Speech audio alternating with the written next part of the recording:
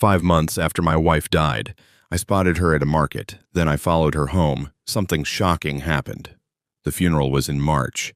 Cherry blossoms were just beginning to open, those soft pink petals catching on the shoulders of mourners dressed in black. I remember thinking how cruel that was, that spring would come anyway, indifferent to the fact that Sarah was gone. Her casket had been white, closed. The accident had been that bad. They told me it was better this way, that I should remember her as she was, beautiful, alive, laughing at my terrible jokes while she stirred her coffee with too much sugar. I held on to that advice like a lifeline for 5 months. 5 months of sleepwalking through a life that felt like someone else's abandoned property. The house still smelled like her lavender shampoo. Her toothbrush sat in the holder next to mine. Dried bristles pointed toward a future that would never come. I couldn't bring myself to move it. Some mornings I'd stand in the bathroom doorway and just stare at it, this tiny artifact of a person who disparated from existence on a rainy Tuesday in March. People tell you grief comes in waves. What they don't tell you is that sometimes it comes as silence, this vast, terrible quiet that fills up all the spaces where a person used to be. Sarah talked in her sleep. Did you know that? She'd have whole conversations with dream people I'd never meet, her voice muffled by the pillow, words tumbling out in that soft murmur that used to make me smile in the dark. Now, the bedroom was a tomb of silence. I'd wake up at 3 a.m. reaching for her, finding only cold sheets and the crushing weight of reality. August came hot and heavy, the kind of heat that makes asphalt shimmer and leaves you sticky with sweat before you've even stepped outside. I'd been avoiding the grocery store, our grocery store, the one where Sarah used to spend 20 minutes comparing organic versus conventional tomatoes, while I pretended to be annoyed, but secretly loved watching her concentrate on such small decisions. But I'd run out of coffee, and I'd run out of excuses, and grief or no grief. A man needs his caffeine. The parking lot was half empty at 2 p.m. on a Thursday. Most people were at work, living their normal lives, their intact lives where wives didn't die in car accidents on rainy Tuesdays. I grabbed a cart with a wobbly wheel, because of course I did, and headed inside, where the air conditioning hit me like a baptism. Cold, clinical, alive. I was in the coffee aisle, standing in front of the Colombian roast that Sarah always insisted was too acidic, when I saw her. You need to understand something. When you lose someone, your brain plays tricks. It wants so badly to find them again that it starts seeing them everywhere. A woman with the same haircut 3 cars ahead in traffic. A laugh that sounds almost right coming from a stranger's table at a restaurant. Your mind is desperate, so it offers you these ghost sightings, these maybe possibilities that dissolve the moment you look too closely. I'd seen Sarah a dozen times in 5 months. Each time my heart would stop, then restart with a painful thud when the woman turned and revealed a stranger's face. Each time I'd feel foolish and broken and somehow more alone than before. But this was different. She was in aisle 7, cleaning supplies, reaching for a bottle of the eco-friendly dish soap she'd always sworn by, the one that cost $3 more but was better for the fish. I could see her profile, the slope of her nose, the way her hair fell just past her shoulders, that honey-brown shade that caught gold in the sunlight. She was wearing jeans and a green linen blouse I didn't recognize, but her hands, God, her hands were the same.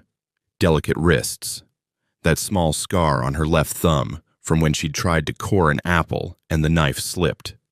My cart's wobbly wheels squeaked as I stood frozen, coffee forgotten. The fluorescent lights hummed overhead. Someone's phone was ringing, tinny and distant. The world had narrowed to a tunnel, and at the end of that tunnel was my dead wife, reading the back of a soap bottle with the same concentrated expression she'd given those tomatoes 1,000 times before. I want to tell you, I called out to her, that I rushed forward and grabbed her shoulders and demanded to know how she was alive, where she'd been, why she'd let me suffer through 5 months of hell, while she browsed for cleaning supplies in the same damn grocery store where we'd shopped together for 3 years of marriage. But I didn't. Instead, I followed her. Something was wrong. Not just the cosmic wrongness of a dead woman buying dish soap. Something else. Something in the way she moved, purposeful and unhurried, like she had every right to be there. Like she hadn't died. Like there hadn't been a funeral with a closed white casket and cherry blossoms falling on black shoulders, and me standing at a graveside trying to figure out how to keep breathing without her. She moved through the store with easy familiarity, picking up items I recognized. The overpriced granola she loved, Greek yogurt, those terrible protein bars that tasted like sweetened cardboard. My cart followed at a distance, guided by hands that had gone numb. I barely breathed. If this was a hallucination, I didn't want to wake up. If this was real, if this was somehow impossibly real, I needed to know more before I shattered it. She paid with a credit card. I watched from the magazine rack, pretending to study celebrity gossip, while my heart hammered so hard I could feel it in my teeth. The cashier chatted with her, something about the heat, typical small talk, and Sarah smiled. That smile. The one that had made me propose after only 6 months, because I couldn't imagine a future without seeing it across the breakfast table every morning. She was real, solid, talking to the cashier about weather, patterns, and wasn't it just oppressive this year? Her voice was the same, that slight rasp she got when she was tired or had talked too much, or was about to laugh at something ridiculous. I abandoned my cart in the magazine aisle and followed her out. The parking lot heat hit like a physical blow after the air-conditioned store. I squinted against the glare, watching as Sarah, or whoever she was, whatever this was, loaded her groceries into the trunk of a silver Honda Civic, not her car. Sarah had driven a blue Corolla that was currently sitting in my garage, gathering dust and bad memories. The Corolla she'd died in had been totaled, crushed, and twisted, and taken away by people who dealt with such things. She slid into the driver's seat. The Honda's engine turned over smoothly. I ran to my car. If you've ever followed someone through city traffic, you know it requires a kind of focused paranoia. Stay close enough not to lose them at lights. Stay far enough back that they don't notice the same car behind them for 10, 15, 20 minutes. My hands were slick on the steering wheel. My throat was dry. The air conditioning in my car wheezed and rattled, but never got truly cold. We drove for 25 minutes, out of the commercial district where our grocery store sat, through neighborhoods that grew progressively more upscale. Tree-lined streets, well-maintained sidewalks, houses that spoke of money, not wealth exactly, but comfort, security. The kind of life Sarah and I had been building toward before a rainy Tuesday stole our future. She pulled into the driveway of a 2-story colonial, white with blue shutters, a garden out front with roses that someone had been tending carefully. A child's bicycle lay on its side near the garage door, bright red against the green lawn. I parked across the street, 3 houses down, beneath the shade of a massive oak tree. Sarah, and I still thought of her as Sarah, despite everything screaming that this couldn't be her, shouldn't be her, was cosmically impossible to be her, got out of the Honda. She opened the trunk, gathered her grocery bags. The front door of the house opened, and a little girl came running out. Maybe 6 years old, dark hair and pigtails. She wore a purple dress with some cartoon character I didn't recognize. "Mommy!" The word carried across the street, clear and bright. Sarah knelt down, set the groceries aside, and caught the little girl in a hug.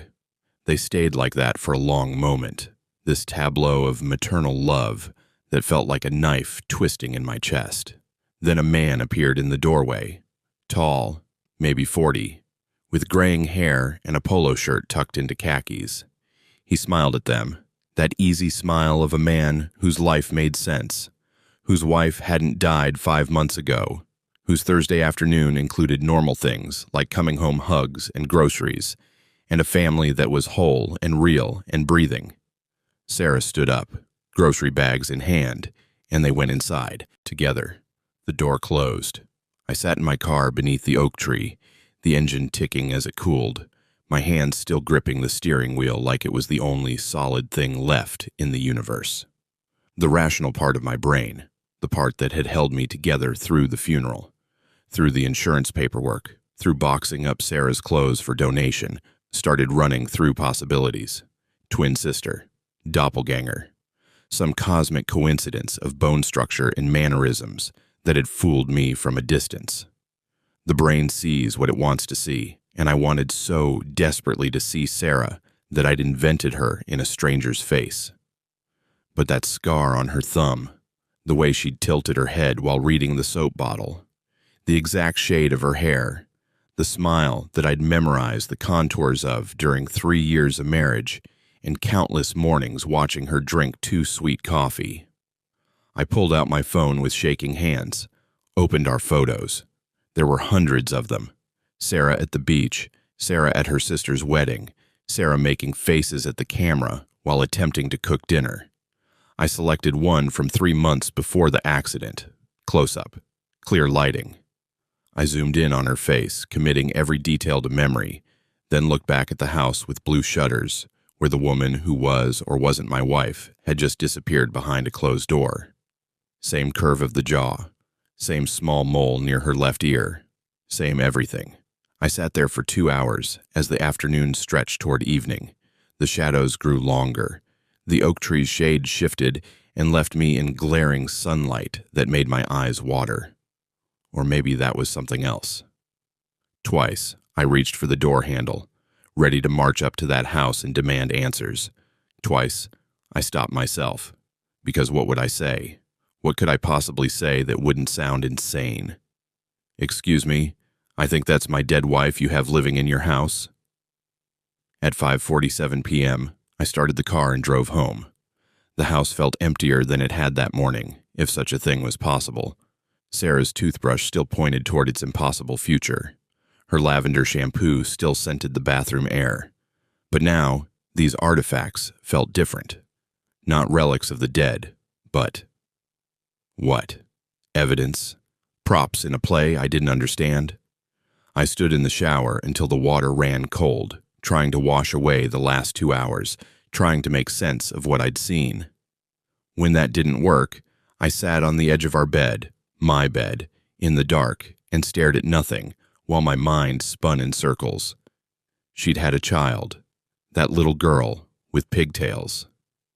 Mommy, she'd called her.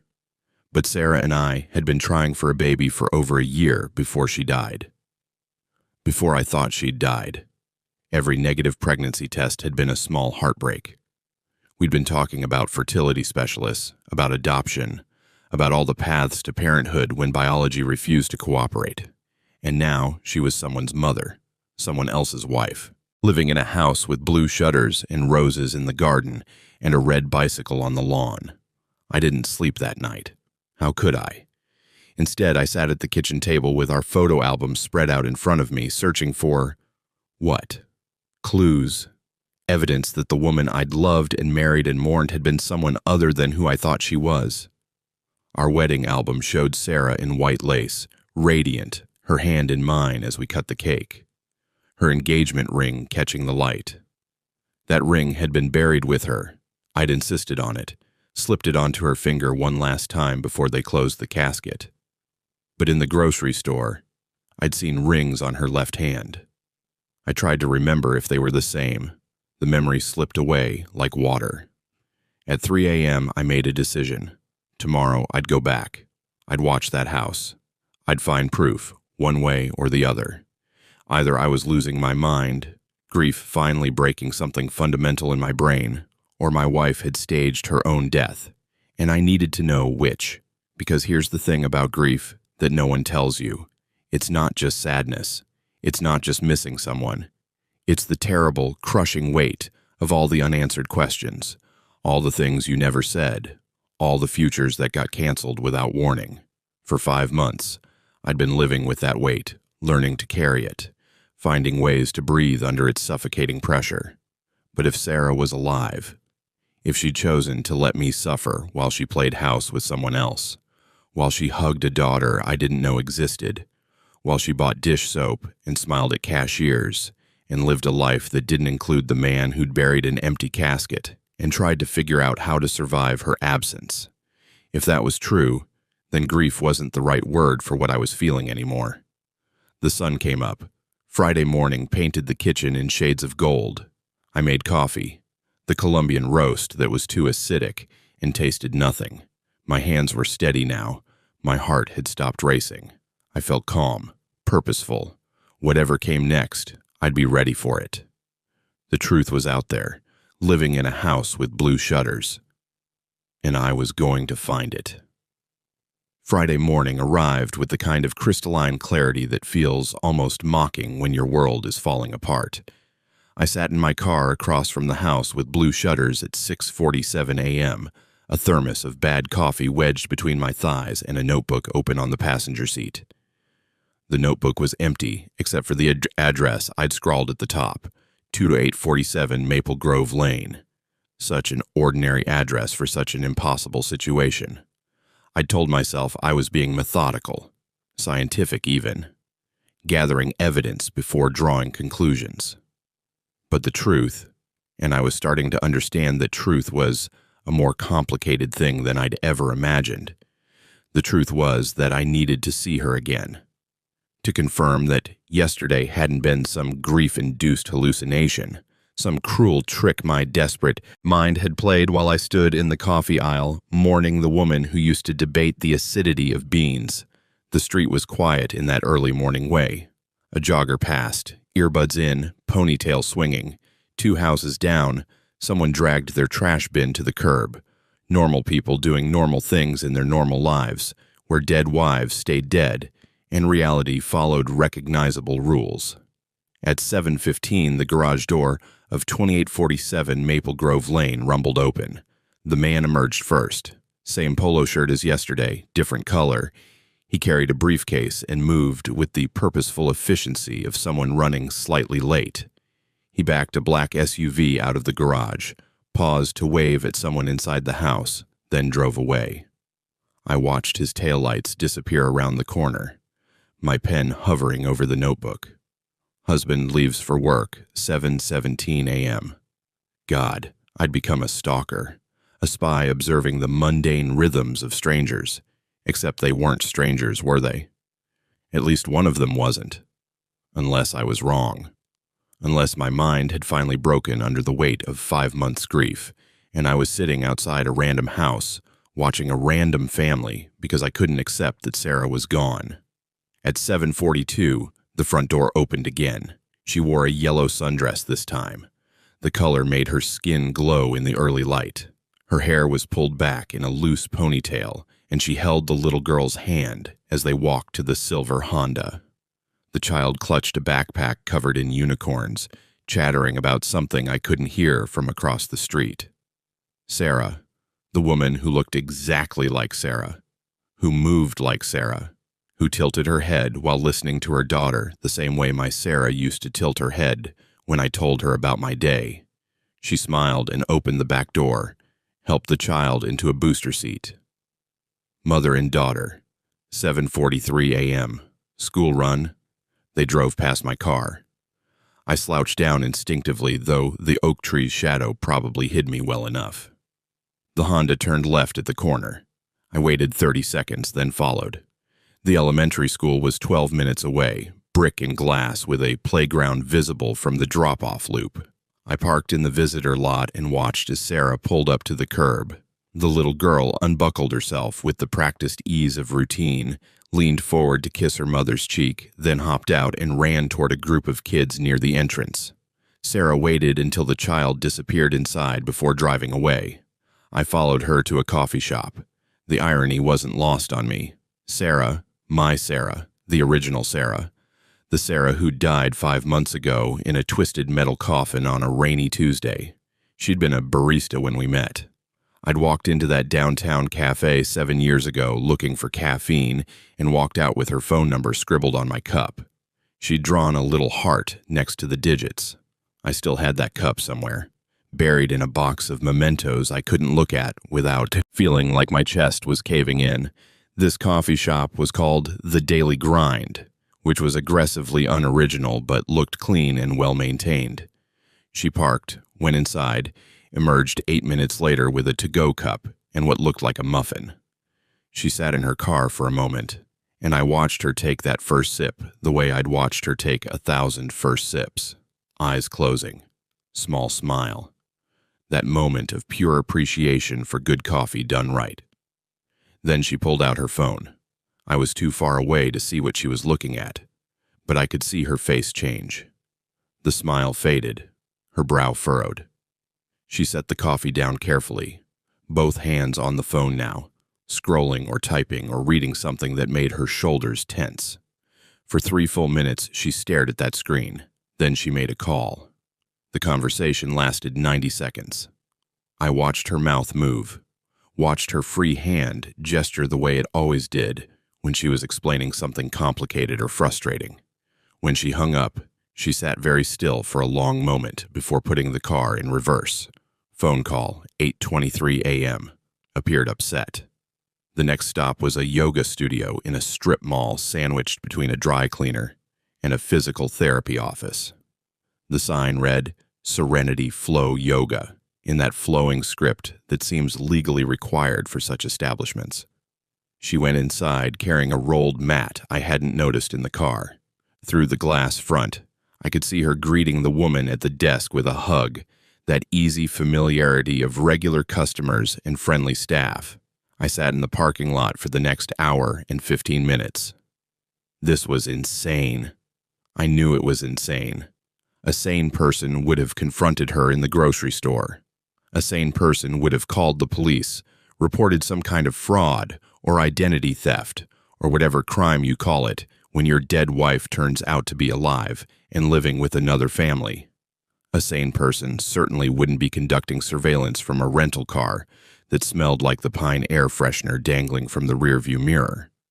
But sanity requires a stable foundation, and mine had been demolished the moment I saw her reaching for eco-friendly dish soap in aisle 7. She emerged from the yoga studio at 10:03, looking relaxed and loose-limbed in a way that made something twist in my gut. We'd done yoga together, Sarah and I. Well, she'd done yoga while I'd attempted it with all the grace of a drunken flamingo. She'd laughed at my wobbling tree pose, then shown me how to adjust my stance, her hands gentle on my hips while I tried not to fall over.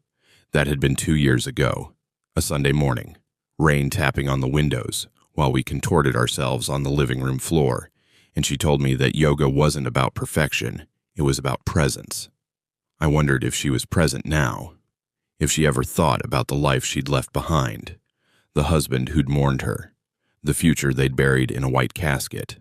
From the yoga studio, she drove to a grocery store, different from yesterday's, smaller, more specialized, one of those organic markets where everything costs twice as much and comes wrapped in promises about sustainability and fair trade.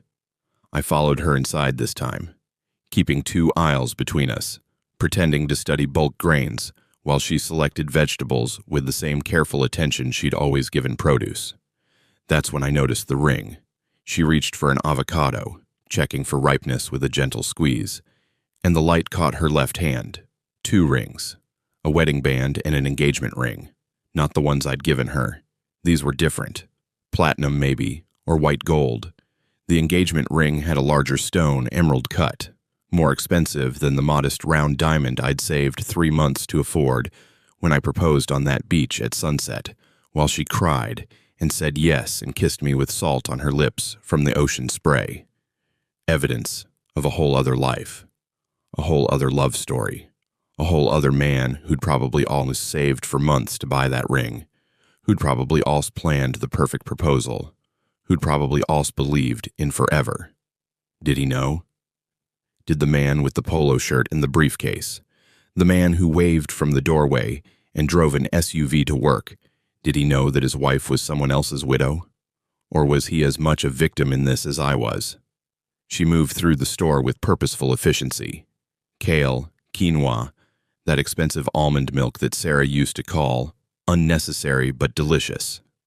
the cart filled with healthy choices and organic promises.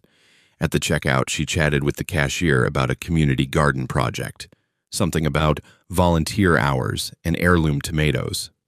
Her voice carried that warm enthusiasm she'd always had for things that mattered to her: sustainability, community, making the world slightly better in small, tangible ways. I wanted to scream. I wanted to march over there and grab her shoulders and shake her, until she explained how she could be so casually alive while I'd spent 5 months learning to breathe around the hole she'd left behind.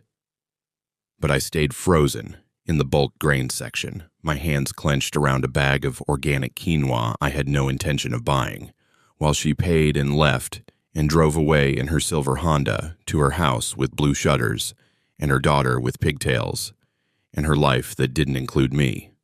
I followed her home, watched her carry groceries inside, watched the door close behind her. Then I drove to the cemetery. The headstone was gray granite, simple and dignified.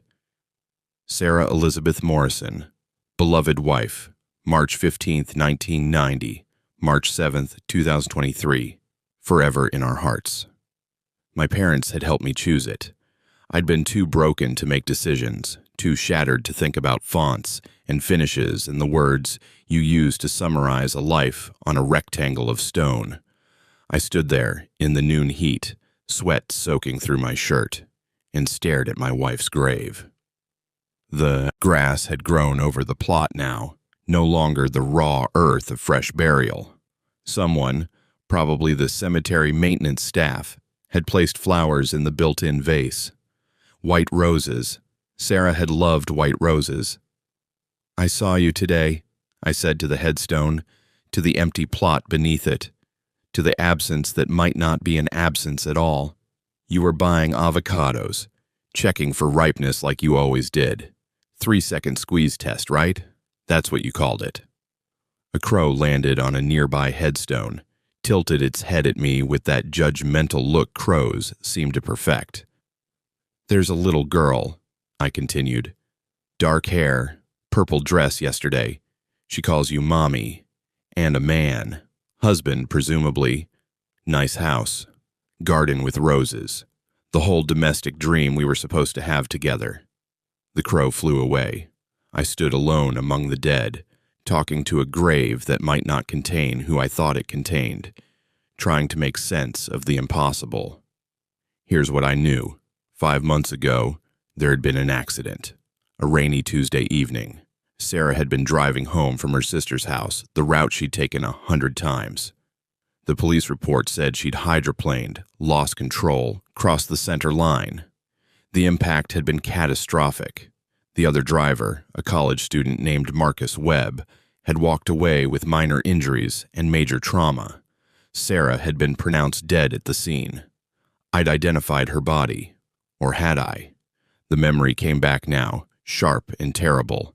They'd shown me her hand, just her hand, through a small window in a sheet, her wedding ring, the scar on her thumb from the apple coring incident. That had been enough. I'd said yes, that's her, that's my wife, and I turned away before I could see more, because I couldn't bear to see what the accident had done to the woman I loved. But I'd never seen her face. They'd said it was too damaged. They'd said I should remember her as she was. And I'd been so deep in shock, so thoroughly broken, that I'd accepted their advice. I'd let them close the casket. I'd buried someone, something, without ever confirming what I was putting in the ground. "Who's in there?" I asked the headstone. Who the hell did I bury?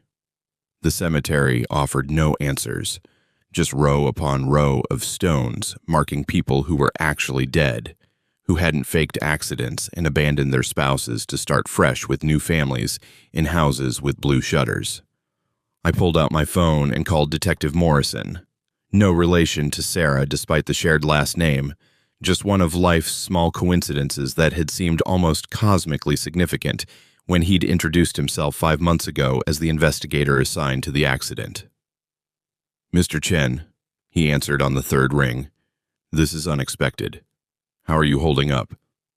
"I need to see the accident report again," I said. "The full report. And the coroner's findings.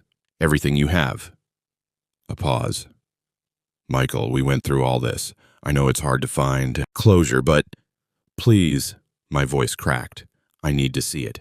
There are some discrepancies I need to verify. Another pause, longer this time. What kind of discrepancies? How do you explain to a police detective that your dead wife is alive and buying organic vegetables? How do you make that sentence without sounding unhinged? Just details about the identification, I said carefully. I need to confirm some things. For the life insurance claim. It was a lie, but it was a plausible lie. Insurance companies were notorious for finding reasons to delay payment. Detective Morrison sighed, the sound of a man who'd seen too many grieving relatives go down rabbit holes of denial. I can have the file ready Monday morning, he said. Come by the station around 10. But Michael, sometimes these questions don't have satisfying answers. Sometimes an accident is just a terrible accident. I know, I said. Thank you. I hung up and stood there in the cemetery heat, surrounded by the honestly dead, and tried to piece together what I knew versus what I thought I knew versus what I was desperately hoping wasn't true. The woman I'd seen looked exactly like Sarah. Same face, same mannerisms, same scar on her thumb. But she had a daughter who looked around 6 years old. Sarah and I had only been married 3 years.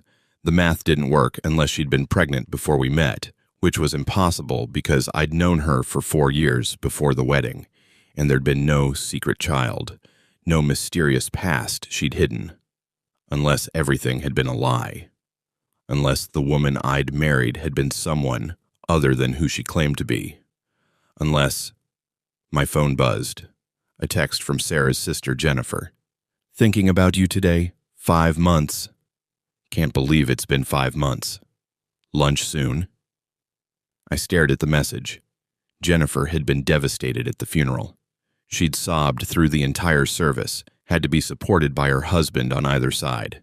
They'd been close, Sarah and Jennifer. Talked on the phone 3 times a week. Visited each other constantly. If anyone would know if Sarah had secrets, it would be her sister. But what if Jennifer was part of it? What if the whole family had known? The paranoia was setting in now, that creeping suspicion that poisons everything it touches. I could feel it spreading through my thoughts, like ink in water, darkening every memory, making me question every moment of the past 7 years. I texted back, "Lunch Monday? Need to talk to you about something." Her response came quickly. "Of course. Noon at the Garden. Miss you." The Garden was the cafe where Sarah had worked when we met, where she'd drawn a heart on my coffee cup, where this whole story had started, back when I'd believed in things like fate and forever, and the simple truth that when you love someone, they love you back without reservation or deception. I drove home as the afternoon dissolved into evening, made dinner I didn't eat, sat in the living room where Sarah and I had watched movies and made love and planned our future, and I tried to decide what I believed. Either I was losing my mind, or my wife had orchestrated an elaborate scheme to fake her death and start a new life. Both options were impossible. Both options were terrifying, but by Monday, I'd have the accident report. I'd have lunch with Jennifer. I'd start collecting facts instead of surveillance notes and paranoid theories. And somehow, I'd find the truth, even if it destroyed me. Saturday morning found me in the guest bedroom, surrounded by boxes I'd avoided opening for 5 months. Sarah's things, her clothes, her books, her collection of coffee mugs with terrible puns printed on them. Espresso yourself. Brew can do it. She'd thought they were hilarious. I'd pretended to be embarrassed when she used them, but secretly I'd loved how something so small could make her smile. Now I was looking for evidence, proof, some hidden truth buried in the mundane artifacts of her life. I started with her jewelry box, a wooden thing with a ballerina that twirled when you opened the lid.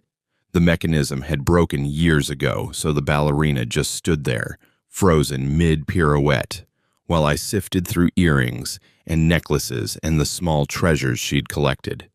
Her grandmother's locket, the pearl studs I'd given her for our first anniversary, a bracelet from high school with charms that told stories I'd heard a dozen times, the tiny book for her love of reading, the coffee cup because even at 16 she'd been addicted to caffeine, the small star because her middle name was Stella. Wait. I picked up her driver's license from the bottom of the box, where she'd apparently tossed it the last time she'd cleaned out her wallet. Sarah Elizabeth Morrison, birth date, March 15th, 1990. The photo showed her smiling that half-smile people do when they're told to pose but feel awkward about it. But her middle name was Stella, Sarah Stella Morrison. That's what she'd told me. That's what was on our marriage certificate. I was sure of it. I dropped the jewelry box and went to the filing cabinet in the study. Our marriage certificate was in the folder labeled Important Documents, filed alphabetically because Sarah had been methodical about these things. I pulled it out with shaking hands. Sarah Elizabeth Morrison, not Stella. Elizabeth. I sat back on my heels, the certificate trembling in my grip. It was a small thing, maybe meaningless. People had middle names they didn't use. Maybe Stella was a nickname, a family thing. Maybe I'd misremembered. Grief does that. It scrambles the details, makes you uncertain about the things you thought you knew. But I didn't think I'd misremembered. I could hear her voice in my head from that third date when we'd shared our full names, like they were secrets. Sarah Stella Morrison. My mom loved the stars, said I was her little star from the moment I was born. I'd thought it was beautiful, romantic, the kind of origin story that made you believe in the goodness of the universe. Now it felt like a lie. I spent the next 4 hours going through every document I could find. Her birth certificate. There wasn't one in our files. I'd never thought about it before, never needed it, but it should have been there with all the other important papers. Her passport showed Sarah Elizabeth Morrison, issued 6 years ago. Her social security card, same name. Her college diploma from State University, Bachelor of Arts in English Literature, awarded to Sarah Elizabeth Morrison, but on the corkboard in her home office, pinned among grocery lists and appointment reminders, I found a birthday card from her mother. To our darling Stella on her 30th birthday, you shine brighter every year. Love, Mom and Dad. Stella, Elizabeth. 2 different middle names, 2 different identities, or just a family nickname I was reading too much into. I took photos of everything. The documents, the card, the driver's license. I was building a case, I realized. Collecting evidence like I was preparing for trial. But trial of what? Trial of whom? My dead wife who might not be dead? The woman in the house with blue shutters who might not be my wife? Reality itself, which had proven unreliable. By noon I was exhausted and no closer to answers. I made coffee, the too acidic Colombian that Sarah had hated, and stood at the kitchen window watching rain begin to fall. Of course, it was raining. The universe had a sense of dramatic irony. My phone rang. Jennifer. For a moment, I considered not answering. What would I say to her? Your sister might not be dead, or might not be your sister, or might be living a double life with a child I never knew existed. But she was Sarah's family, the only family I had left now that my own parents had passed. And if anyone could help me untangle this mess, it might be her. Hey, Jen. Michael. Her voice was warm, concerned. I was worried about you yesterday. 5 months is such a hard milestone. Are you doing okay? Define okay, I said, aiming for humor and landing somewhere near hysteria. A pause. That bad, huh? Listen, I know we said Monday, but I'm free today if you want to talk. Sometimes these things can't wait. I looked at the rain, at the boxes scattered around the guest bedroom, at the evidence board I'd apparently been constructing in my mind. Yeah, today would be good. The garden at 2? Perfect. I'll bring tissues. She hung up, and I stood there holding my phone, wondering what I was about to do. confide in my sister-in-law that I might have seen her dead sister buying dish soap, share my growing suspicion that nothing about Sarah had been what it seemed, or just have lunch with someone who'd known Sarah her whole life and hope that casual conversation might reveal something, anything that made sense. I arrived at the garden 20 minutes early and ordered coffee I didn't want. The cafe had changed since Sarah worked here. New paint, different furniture, younger staff who didn't remember the girl who used to draw hearts on coffee cups. But the smell was the same, that rich aroma of roasting beans and steamed milk and the indefinable scent of a place where people came to feel human. I sat at a corner table and watched the rain streak the windows. Couples came and went. A woman with a laptop worked intensely in the opposite corner. A group of teenagers laughed too loudly near the counter. Normal people living normal lives in a normal world. Jennifer arrived at 1:58, shaking rain from her umbrella and scanning the cafe with red-rimmed eyes that suggested she'd been crying recently. When she saw me, she smiled, that sad, brave smile people use when they're trying to be strong, and waved. She looked so much like Sarah it hurt. Same bone structure, same way of moving through space with that unconscious grace. But where Sarah had been soft edges and warm colors, Jennifer was sharper somehow, more defined. She wore her dark hair shorter, had a no-nonsense efficiency that had always made me think she'd be running her own company by 40. She was 35 now, working as a financial analyst for some firm downtown, married to David, who sold insurance and played golf and treated her like she'd hung the moon. Michael, she hugged me tight, and I smelled her perfume, something floral and expensive that Sarah had always teased her about. You look terrible. Thanks. You look like you've been crying. 5 months, she said simply, as if that explained everything, which maybe it did. She sat down, ordered a latte from the hovering barista, and studied my face with the kind of intensity that made me worry she could see straight through to the chaos in my head. So what did you want to talk about? Your text sounded urgent. How do you start this conversation? How do you tell someone that their dead sister might be alive without sounding completely unhinged? I took a breath. Tell me about Sarah's childhood. Jennifer blinked. Her childhood? Michael, we've talked about this before. Many times. Humor me. I need to hear it again. She frowned, but nodded. Okay, we grew up in Connecticut. Small town, nice neighborhood. Dad was a teacher, Mom was a nurse. Sarah was 3 years older than me, so she was always the protective big sister. She was brilliant in school, especially English and creative writing. She went to state on a partial scholarship, studied literature, worked at a cafe to pay for the rest. We've always been close. And her middle name? Elizabeth. Why? I pulled out my phone and showed her the birthday card. Your mother calls her Stella here. Jennifer's expression softened. Oh, that. It was just a family nickname. Mom was obsessed with astronomy, used to take us stargazing. She called Sarah her little star, Stella in Latin. It stuck as a pet name, but her actual middle name was Elizabeth, after our grandmother. It made sense. It was reasonable. And yet, did Sarah ever mention wanting kids before we met? Now, Jennifer looked genuinely confused. Kids? No, not really. I mean, she liked the idea of being a mother someday, but she was focused on her career when you two met. Why are you asking me this? The barista brought Jennifer's latte. I waited until she left before continuing. Did she ever seem like she was hiding something, like there was a part of her life she kept separate?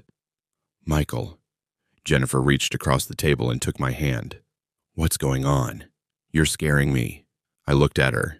This woman who'd sobbed at her sister's funeral, who'd helped me plan the service because I couldn't function, who'd been calling and texting for 5 months to check on me because she'd lost her sister, and I'd lost my wife, and we were both drowning in the same grief.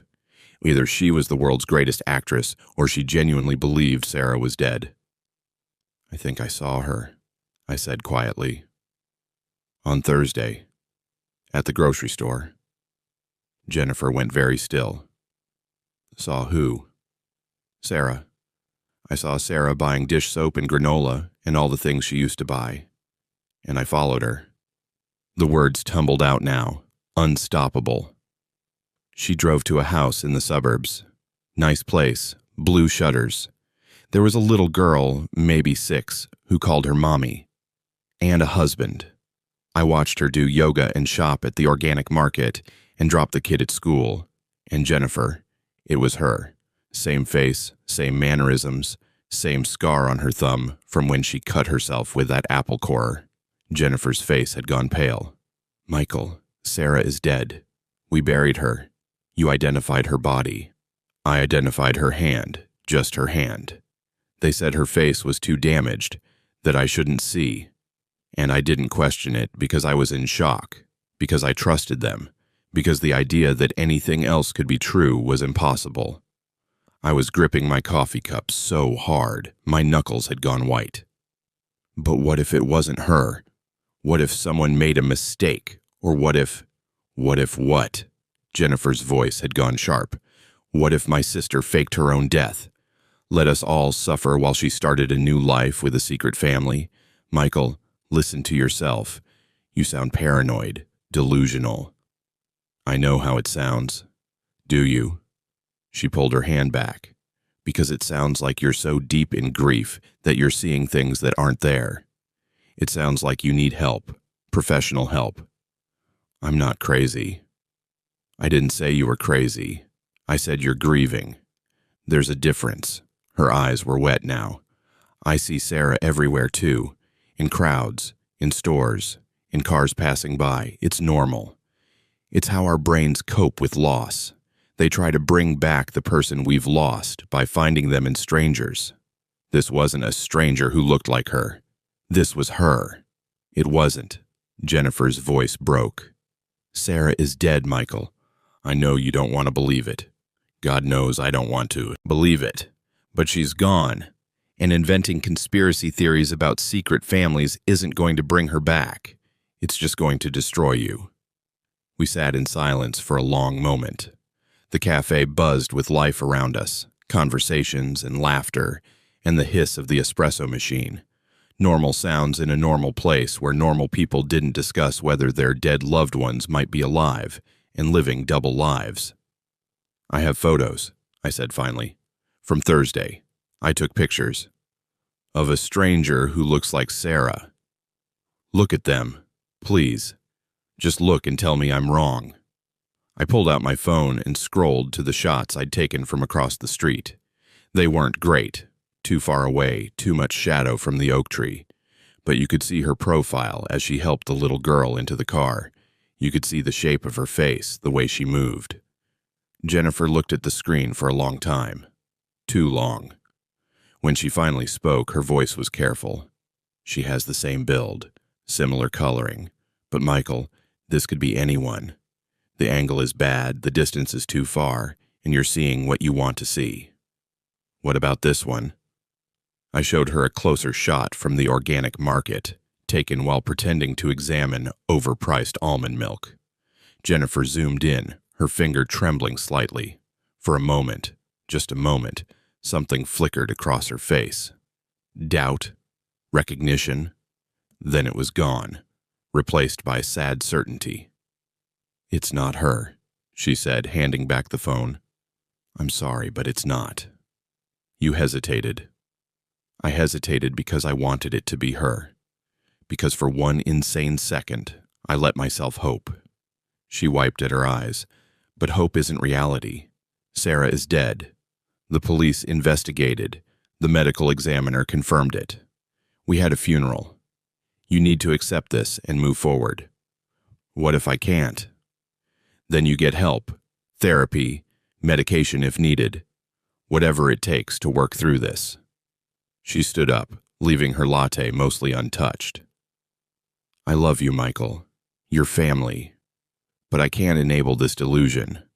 If you're seeing Sarah everywhere, if you're following women and taking pictures and building conspiracy theories, then you need professional help. not someone feeding into your fantasies. It's not a fantasy. Then prove it, she said. Go to the police. Show them your photos. See what they say. But Michael, when they tell you it's not her, when they confirm what I'm telling you right now, you need to promise me you'll get help. She left without saying goodbye. I sat alone at the corner table, staring at the photos on my phone, trying to see them through Jennifer's eyes. Was she right? Was I so desperate to have Sarah back that I'd convinced myself a stranger was my wife? Had grief finally broken something fundamental in my perception of reality? But that scar on her thumb, the way she tilted her head, the exact shade of her hair in the sunlight. I pulled up the photo from the grocery store and zoomed in. On her left hand, the rings were visible, just barely. I zoomed further until the image became pixelated, but I could still make out the shape. Platinum or white gold. Emerald-cut diamond. Not my ring. Not the ring I'd buried with whoever, whatever, was in that grave. My phone buzzed. A text from an unknown number. Stop following me, or I'll call the police. My heart stopped. I stared at the message, reading it 3 times, 4 times, my hands shaking so badly I nearly dropped the phone. She'd seen me.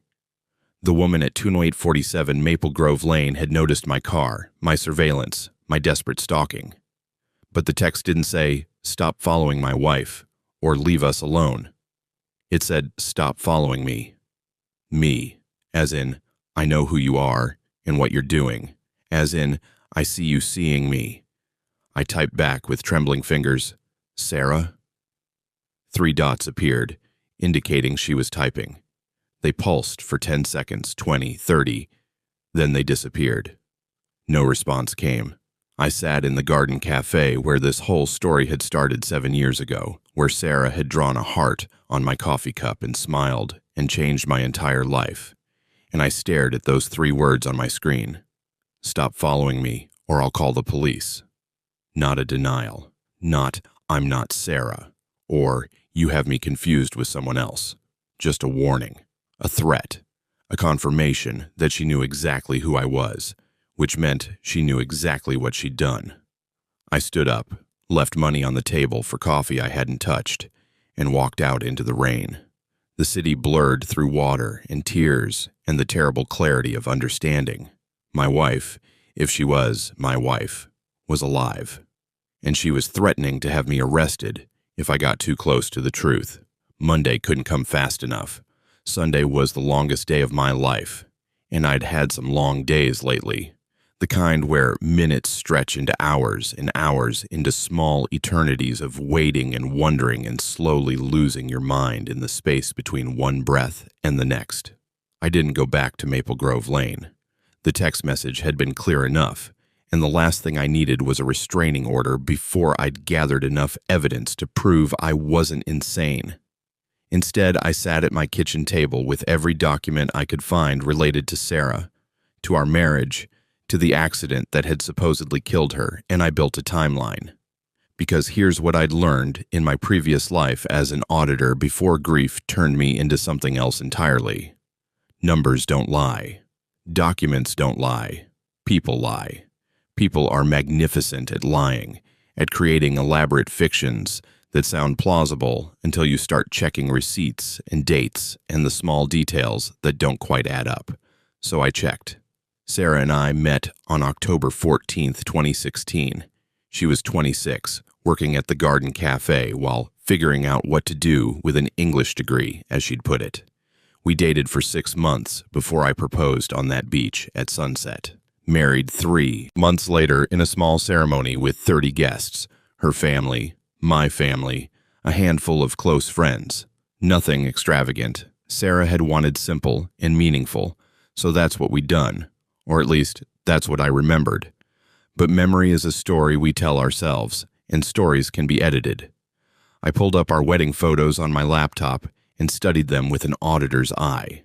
Sarah in her simple white dress, bought off the rack at a bridal boutique. Me in a suit I'd owned for 3 years. Jennifer as maid of honor, crying happy tears. My best friend Marcus as best man, grinning like an idiot because he'd had 3 beers before the ceremony. Sarah's parents, Carol and Richard Morrison, looking proud and slightly tearful in the front row. I zoomed in on Carol's face. She was watching Sarah with an expression I'd always interpreted as maternal love and joy. But now, looking closer, I saw something else. Worry, concern, or was I projecting, finding shadows, where there was only light because everything had been cast in darkness by that text message? Stop following me. I opened a new document and started writing down questions. 1. Why no birth certificate in our files? 2. Stella versus Elizabeth, family nickname or something else. 3. The little girl, approximately 6 years old. If Sarah had a child before we met, where was she during our marriage? 4. The husband, who is he? How long have they been together? 5. The accident. Did I actually identify Sarah's body, or just assume? 6. The text message. How did she get my number if she's been dead for 5 months? That last question stopped me cold. My number. She had my number, which meant either she'd kept it all this time, which suggested premeditation, or she'd obtained it somehow in the last 2 days, which suggested she'd been tracking me as carefully as I'd been tracking her. Unless she'd always had it. Unless it had never been gone in the first place. I pulled up my phone records, thank God for online account access, and scrolled back through 5 months of calls and texts. Nothing unusual. Nothing from unknown numbers except the occasional spam call. I went back further, to the days before the accident, looking for patterns or anomalies. March 6, 2023. The day before Sarah died. Or the day before I thought she died. Our call log showed 3 calls between us, 9:47 a.m., 12:23 p.m., and 6:15 p.m. The last call had lasted 4 minutes. I tried to remember what we'd talked about, something mundane probably, dinner plans, a reminder to pick up milk, the 1,000 tiny negotiations of married life. But I couldn't remember. The detail had been lost in the trauma of what came next. March 7th, 2023. The accident. According to the police report, the summary version Detective Morrison had given me, the call came at 7:43 p.m. Single vehicle collision on Route 47, rainy conditions, vehicle crossed the center line and struck an oncoming car. Driver pronounced dead at the scene.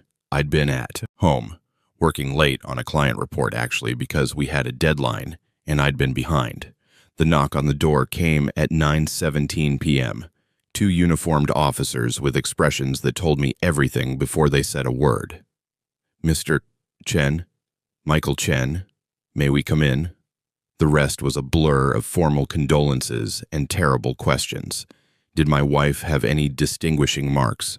Scars, tattoos, birthmarks? I'd mentioned the scar on her thumb, the small mole near her left ear. They'd nodded, made notes, asked me to come to the morgue the next day for formal identification, but I hadn't gone the next day. I'd put it off because I couldn't face it, couldn't bear to see Sarah reduced to a body on a table. And they'd been understanding, patient, had finally said I could identify her at the funeral home instead. Before the embalming, just her hand through a small viewing window because the facial trauma had been severe. Severe enough that the casket had been closed. Severe enough that I'd never actually seen her face. I pulled up the funeral home's information and stared at the number for 10 full minutes before calling. It rang 4 times before someone answered, a woman's voice, professionally sympathetic, asking how she could help me. My name is Michael Chen. My wife's funeral was handled by your facility in March. Sarah Morrison. Oh, Mr. Chen. Yes, I remember. I'm so sorry for your loss. How can I help you today? I need to ask some questions about the identification process.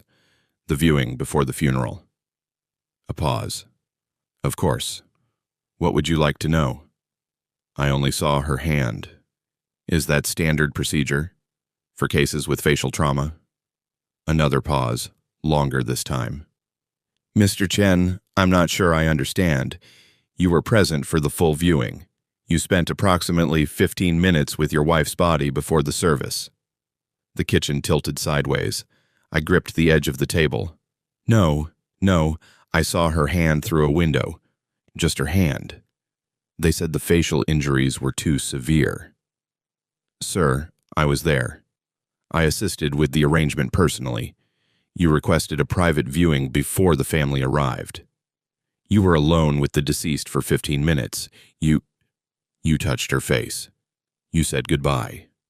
I stepped out to give you privacy, but I could see through the door. You were definitely there. That's not possible. I would remember. Mr. Chen. Her voice had gone gentle, the tone people use with the fragile and confused. Grief affects memory.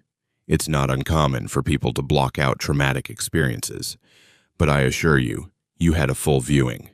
Your wife's face was visible. The injuries weren't to her face at all. They were primarily to her torso and lower body. Her face was peaceful. You commented on that. You said she looked like she was sleeping. I hung up. My hands were shaking so badly I could barely set the phone down. The kitchen spun around me in slow, nauseating circles. Either the funeral home director was lying, or my memory of the most traumatic day of my life was completely false. Except it wasn't a memory. Not really. It was more like a placeholder, a fuzzy reconstruction of events that I'd pieced together from fragments and shock, and the protective dissociation that had carried me through those first terrible weeks. Had I seen her face? Had I stood in a quiet room and looked at my dead wife and touched her cheek and said goodbye? The memory felt like fog, impossible to grasp.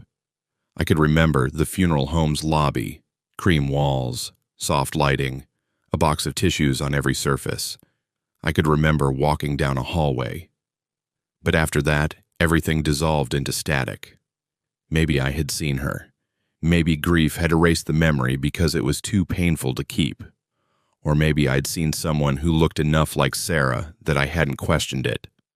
I pulled out my laptop and started searching. Facial recognition accuracy. Identifying deceased loved ones. Morgue identification procedures. The results were overwhelming and horrifying. Misidentifications happened more often than people thought, especially in traumatic cases where families were in shock. Sometimes people saw what they expected to see rather than what was actually there. But the scar, the mole, those were specific details, identifying marks that I'd confirmed. Unless Sarah had a twin, or a sister, or... I stopped, went back to my wedding photos, found the ones with Sarah's family, Carol and Richard Morrison, Jennifer, an uncle whose name I couldn't remember, a cousin who'd given a toast at the reception, but no other siblings. Jennifer had always been described as Sarah's only sister. I called Jennifer. She answered on the first ring. Michael, if this is about yesterday, did Sarah have any other siblings? Anyone your parents didn't mention?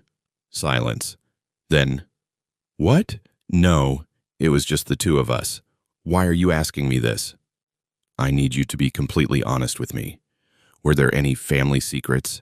Any relatives your parents kept hidden?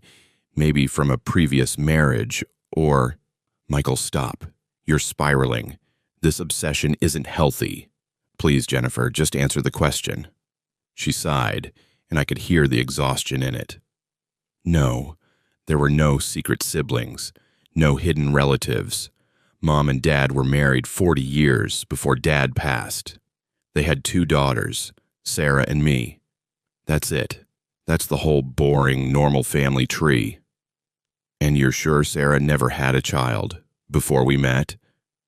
For God's sake, Michael, yes, I'm sure.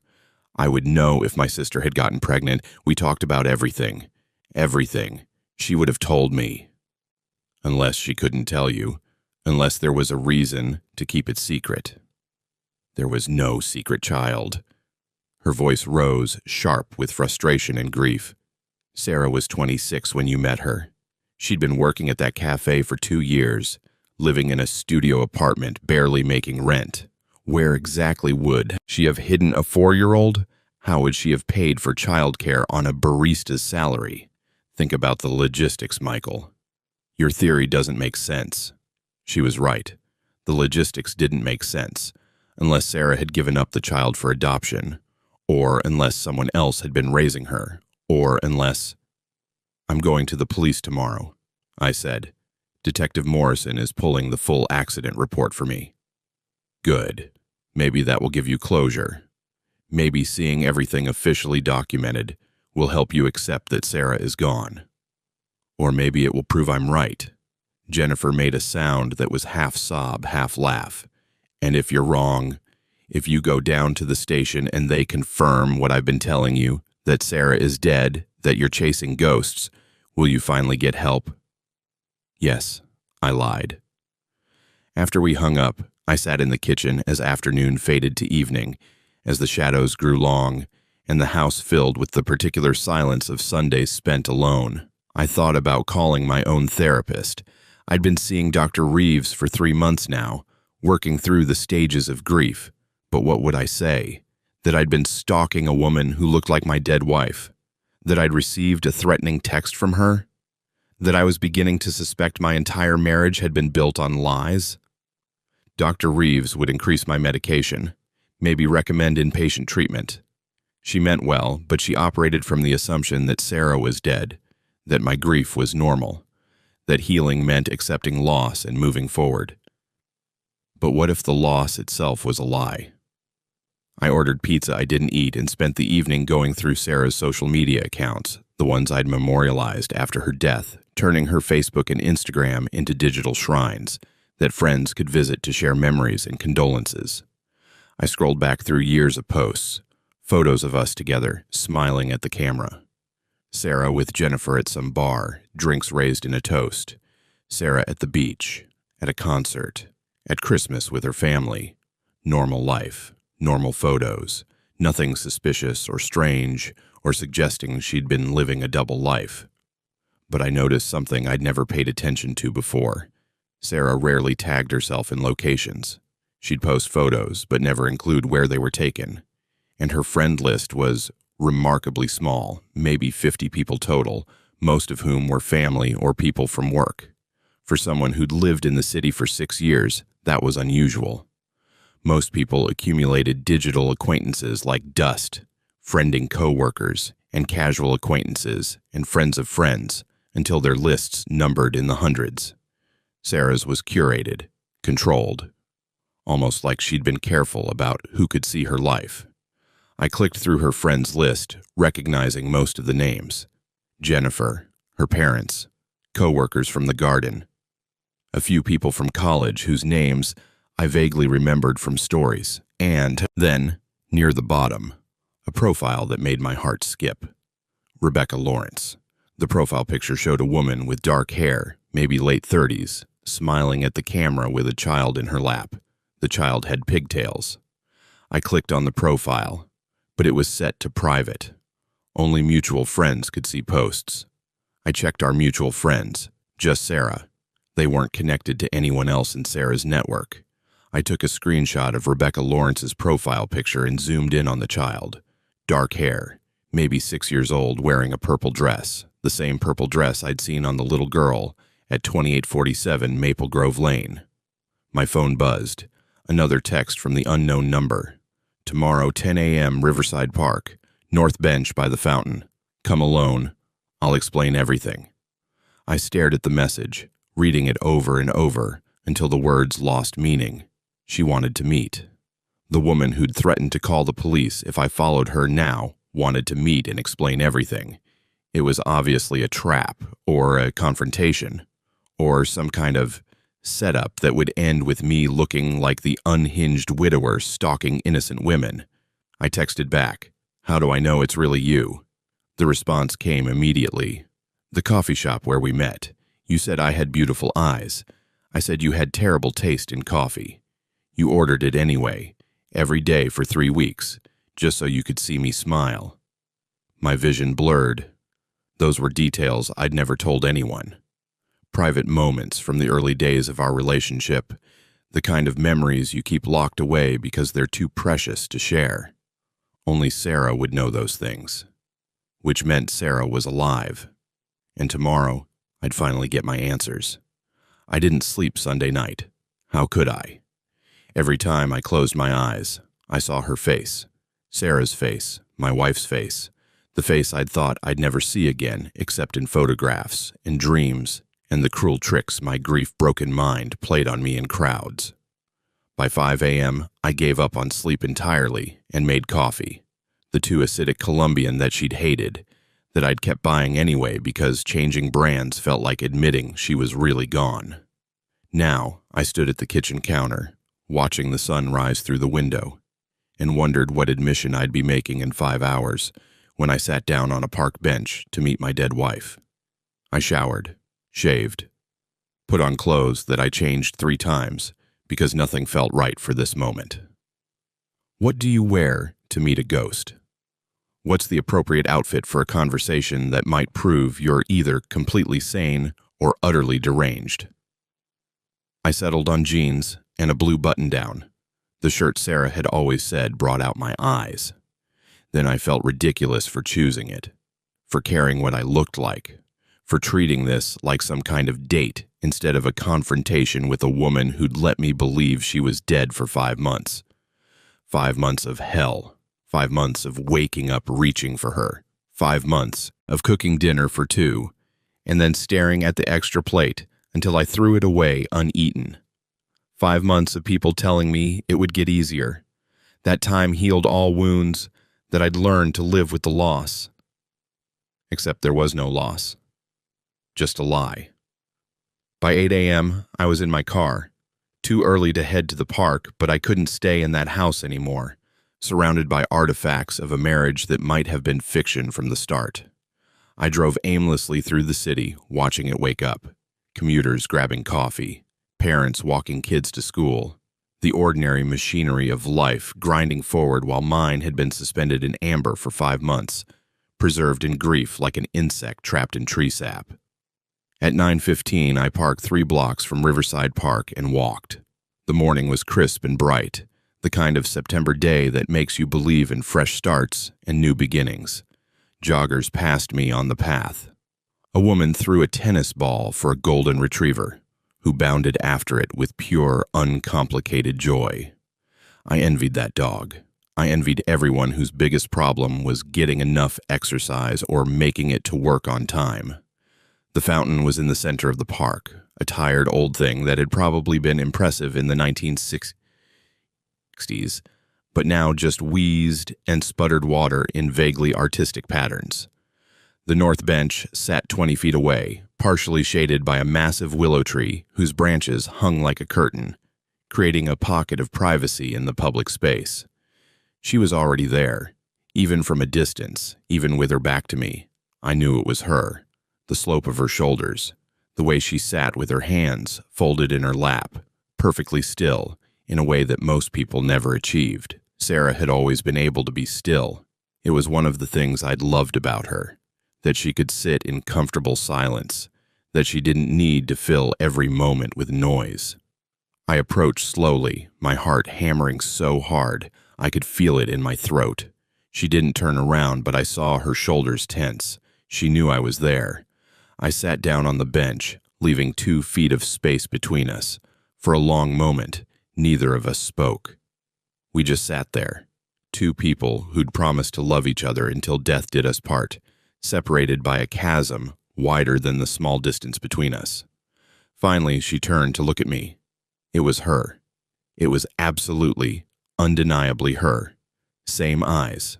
That particular shade of hazel that shifted between green and brown, depending on the light.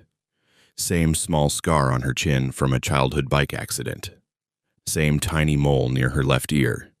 Same face I'd kissed 1,000 times, seen across the breakfast table every morning for 3 years. Watch, smile, and laugh, and cry, and sleep. "Hello, Michael," she said softly. Her voice broke something in me. I'd been holding myself together through sheer force of will, but hearing her say my name, the exact inflection she'd always used, that particular warmth that had made me feel seen and known and loved, it shattered the dam I'd built. "You're alive," I said, and my voice came out strangled. You're actually alive. Yes. Sarah, don't. She held up a hand. Please let me explain before you say anything else. I owe you that much. I wanted to scream at her. I wanted to grab her and shake her and demand to know how she could do this, how she could put me through 5 months of agony while she played house with another family. But I also wanted to touch her, to confirm she was solid and real and not another grief-induced hallucination.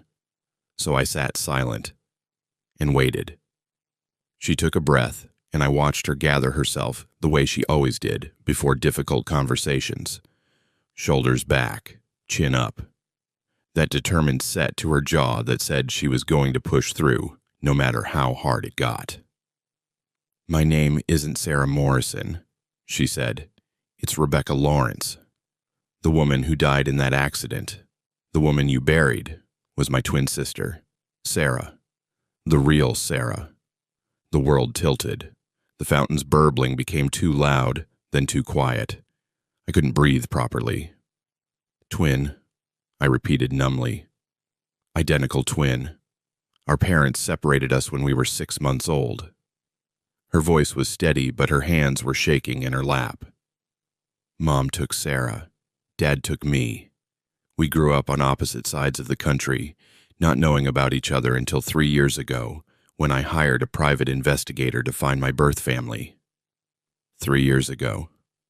Yes, right before I met you. The timeline clicked into place with sickening clarity. October 2016. She, Rebecca, had been working at the Garden Cafe. We'd flirted over coffee. I'd asked her out. She'd said yes, and all along she'd been pretending to be someone she wasn't. So, our entire relationship, I said slowly, our entire marriage, it was all based on you pretending to be your sister? No. She turned to face me fully now, and there were tears in her eyes. Michael, you have to understand. When I found Sarah, when I finally met her, it was supposed to be a happy reunion. Long-lost twins finally together. But Sarah, she was in trouble. What kind of trouble? Rebecca wiped at her eyes. She'd gotten involved with a man, Marcus Webb, the college student who supposedly survived the accident. That wasn't random. He was her boyfriend. Abusive, controlling. She'd been trying to leave him for months, but he wouldn't let go. He threatened to kill her if she left, said he'd make it look like an accident. Marcus Webb, the name from the police report, the other driver. So she ran, Rebecca continued. She came to me, her secret twin sister that no one else knew about, and she asked me to help her disappear. She was desperate, Michael. Terrified. She had a daughter from a previous relationship, a little girl named Emma, who Marcus didn't know about because Sarah had given her up for adoption when she was born. But she'd stayed in touch with the adoptive parents. She'd been part of Emma's life secretly, and she was terrified that if Marcus found out, he'd use Emma to control her. My head was spinning. So the accident was staged. Sarah faked her death to escape Marcus. We switched places. She took my identity, Rebecca Lawrence, and I became Sarah Morrison.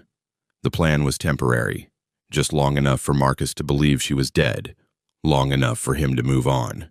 Then we'd switch back, and I'd go back to my life. But you didn't switch back. Her face crumpled. No, because I met you, and God help me, I fell in love with you.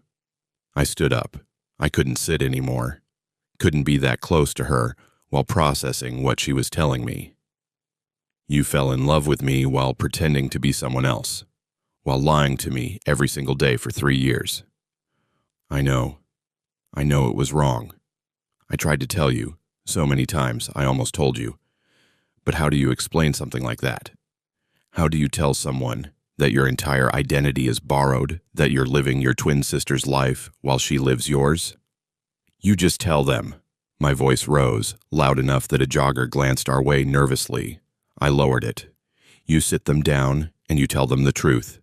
You don't let them propose to you. You don't marry them under a false name. You don't build a life on lies. I was going to tell you, before the wedding. But then Sarah called me, crying, saying Marcus had found her, that he'd tracked her down somehow. She begged me to keep up the charade, to stay Sarah Morrison a little longer, just until she could disappear properly. And God, I was weak. I loved you too much to risk losing you. I paced in front of the bench, my hands in my hair. So March, the accident. What really happened? Rebecca's voice dropped to almost a whisper. Sarah called me that night, said Marcus had found her again, said he was going to kill her. I told her to go to the police, but she was too scared. She said she had a plan, that she'd make it look like I'd died in a car accident. That way she could take back her old identity and live freely while I took hers. So she killed herself. She committed suicide and made it look like an accident. No, Michael, Sarah didn't die that night. Rebecca looked up at me with red-rimmed eyes. I did, or at least Rebecca Lawrence died. Sarah staged the accident using a body she'd obtained. I don't know how, I don't want to know how. And she switched out our identification. When the police came to your door, they came to tell you that your wife Sarah had died. But the body in the morgue was identified as me, Rebecca Lawrence. My husband David, the man you saw at the house, he's been mourning his wife while living with Sarah. My legs gave out. I sat back down on the bench, hard enough to hurt. You're telling me there was no accident. No one died. Someone died, just not either of us. I don't know who. Sarah handled all that. She said it was better if I didn't know the details. And you didn't question it. You didn't think maybe your sister had crossed a line from fleeing abuse to committing actual crimes. Of course I questioned it, but she'd already done it. The body was already in the morgue, already identified, already being processed through the system. What was I supposed to do? Go to the police and say my twin sister had faked her death using an unknown corpse? They'd have arrested both of us. I felt sick, actually physically sick. So for 5 months, you've let me believe my wife was dead. You've let me grieve and suffer and fall apart. And all along, you were alive, living in my house, sleeping in our bed. No, she shook her head violently. Michael, I couldn't stay. Don't you see? Once Sarah took my place as Rebecca Lawrence, I couldn't be Sarah Morrison anymore.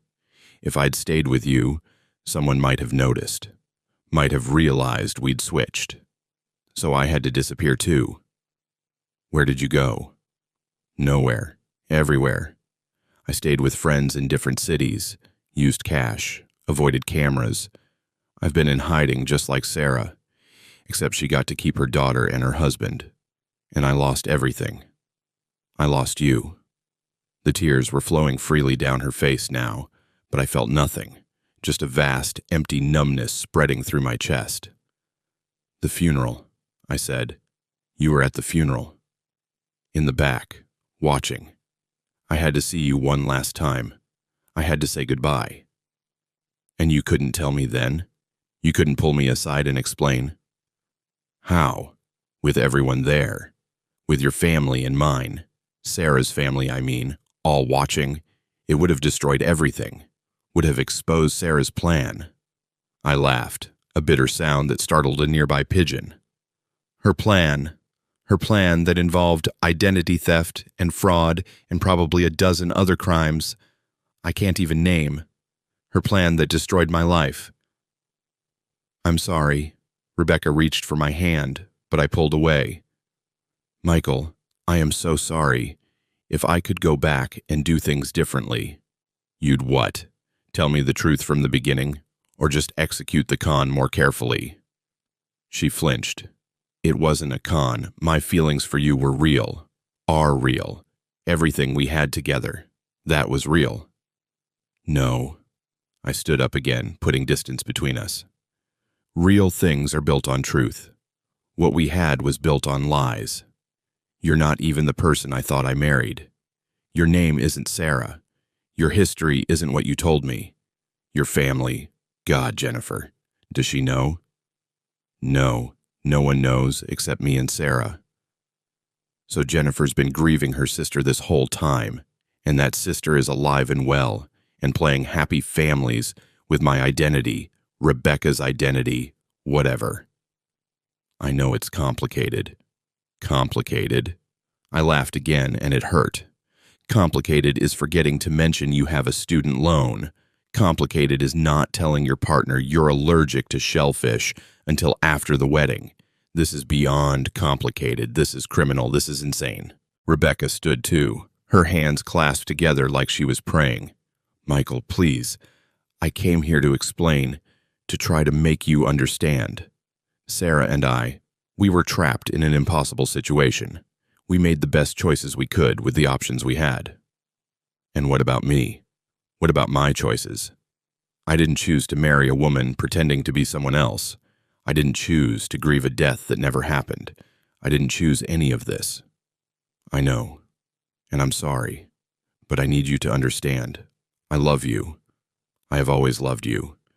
The person you fell in love with, the woman you married, that was me, Rebecca, not Sarah. Me. The love was real, even if the name wasn't. I looked at her, this woman who wore my wife's face but wasn't my wife, who'd shared my bed and my life while hiding behind her sister's identity. I wanted to feel something. Anger, betrayal, heartbreak, something. But all I felt was exhausted. Where is she? I asked. Where is the real Sarah? I can't tell you that. Can't or won't. Both. It's safer for everyone if you don't know. Safer for everyone, or safer for you and your sister? She didn't answer. I pulled out my phone and opened the photo I'd taken at the organic market. This is her, isn't it? The real Sarah Morrison, living as Rebecca Lawrence at 2847 Maple Grove Lane with a husband named David and a daughter named Emma. Rebecca's face went pale. You followed her. You're damn right I followed her. I thought I was following my dead wife. Turns out I was following my wife's secret twin sister pretending to be someone else. Again. Michael, you can't expose this. If you go to the police, if you tell anyone, Sarah will be in danger. Marcus is still out there. He still thinks she's dead. If he finds out she's alive, then maybe Sarah should have thought of that before committing fraud and faking her death. My voice echoed across the park. Several people looked our way. Rebecca glanced around nervously. Please, she whispered. Please, just give me time to figure this out, to make it right. How? How exactly do you make this right? You can't unfake a death. You can't undo 5 months of grief. You can't give me back the life I lost. No. But I can tell you the truth. All of it. Everything Sarah did. Everything I know. Just not here. Not now. Meet me tomorrow. Same time, same place. I'll bring proof. Documents. Everything you need to understand the full story. I looked at her. This woman who'd lied so thoroughly that I didn't even know what was real anymore. Why should I believe anything you say? Because, despite everything, despite all the lies and the pain I've caused, I still love you. And I think you still love me too. Not Sarah, me, Rebecca, the woman who actually married you. She was right, and that was the worst part.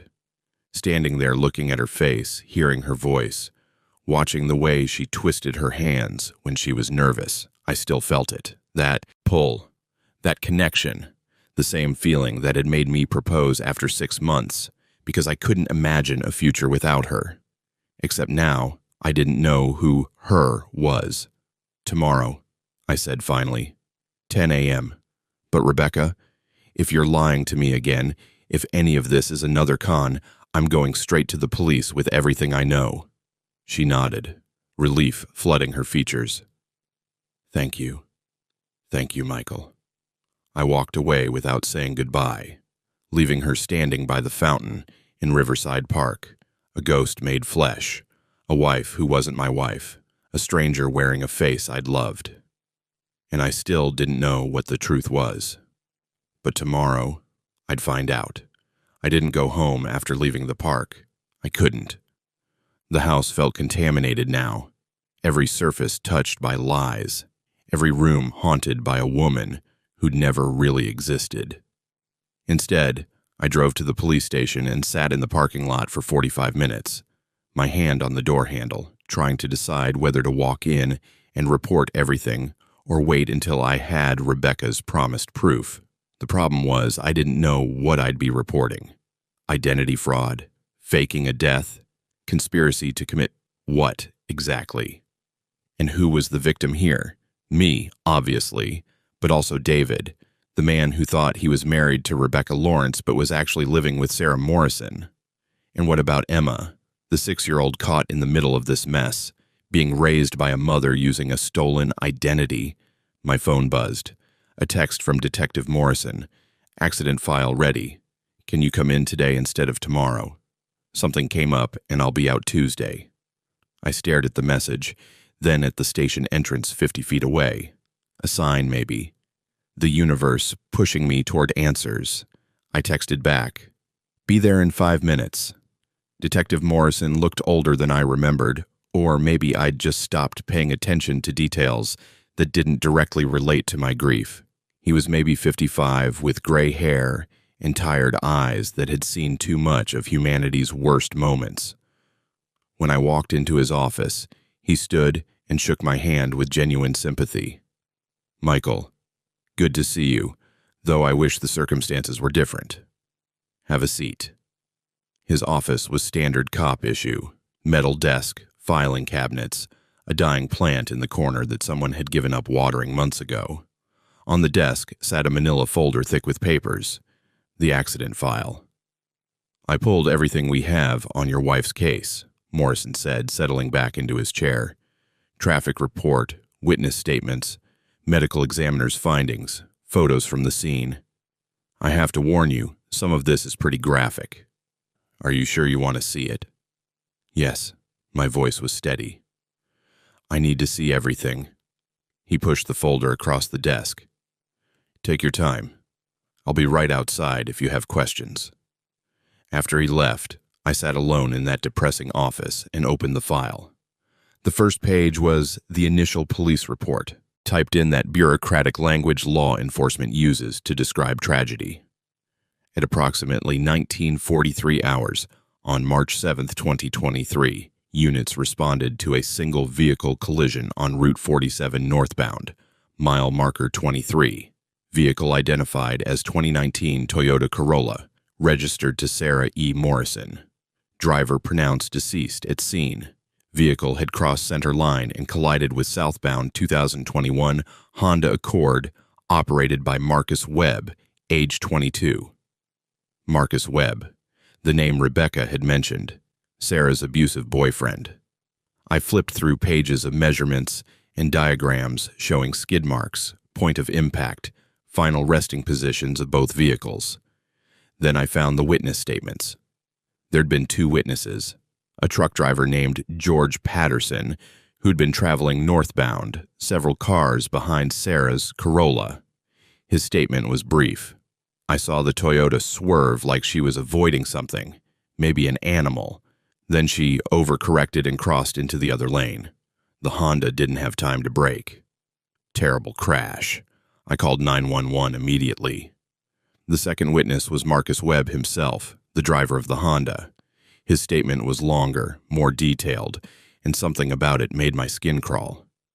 I was driving home from my evening class when this car came straight at me. The driver looked right at me before impact, like she was aiming for me on purpose. I tried to swerve, but there wasn't time. The crash was severe. I got out of my car, pretty shaken up, but okay, and went to check on the other driver. The door was jammed. I could see through the window that she wasn't moving. There was a lot of blood. I called 911 and waited with her until paramedics arrived, but I could tell she was already gone. Looked right at me before impact, like she was aiming for me on purpose. I read that line 3 times. It could be shock-talking, the traumatized interpretation of a young man who'd just survived a horrible accident. Or it could be something else. A clue. Evidence that Sarah, the real Sarah, had orchestrated this crash deliberately, using Marcus as an unwitting participant in her staged death. But if that was true, whose body had been in the car? I flipped to the medical examiner's report, my hands shaking. Victim, female, Caucasian, approximately 30 years of age, 5'6", 130 plums. Identification based on driver's license found at scene and personal effects. Cause of death, blunt force trauma to head and chest consistent with motor vehicle collision. Time of death estimated between 1930 and 1945 hours. Notable identifying marks: small scar on left thumb, mole near left ear. Dental records requested for confirmation, but not necessary given clear physical identification by family member. Family member. That was me. I'd identified the body based on the scar and the mole, Sarah's distinguishing features that Rebecca shared because they were identical twins. But I'd never seen dental records. The ME had requested them, but deemed them unnecessary. Why? Because I'd confirmed the identification? Because someone had told them the family was satisfied, and further confirmation would be unnecessarily traumatic? I kept reading, looking for any mention of dental records being compared. Nothing. The ME had closed the case based on visual identification alone. My heart was pounding now. I flipped to the photo section and immediately wished I hadn't. The first image showed the crash scene from a distance. 2 crumpled vehicles, emergency lights painting everything in red and blue. Debris scattered across wet asphalt. The next photo was closer. Sarah's Corolla, driver's side crushed, windshield shattered, the entire front end accordioned from the impact. Then came the photos of the body. I forced myself to look. The victim was slumped in the driver's seat, held in place by the seatbelt.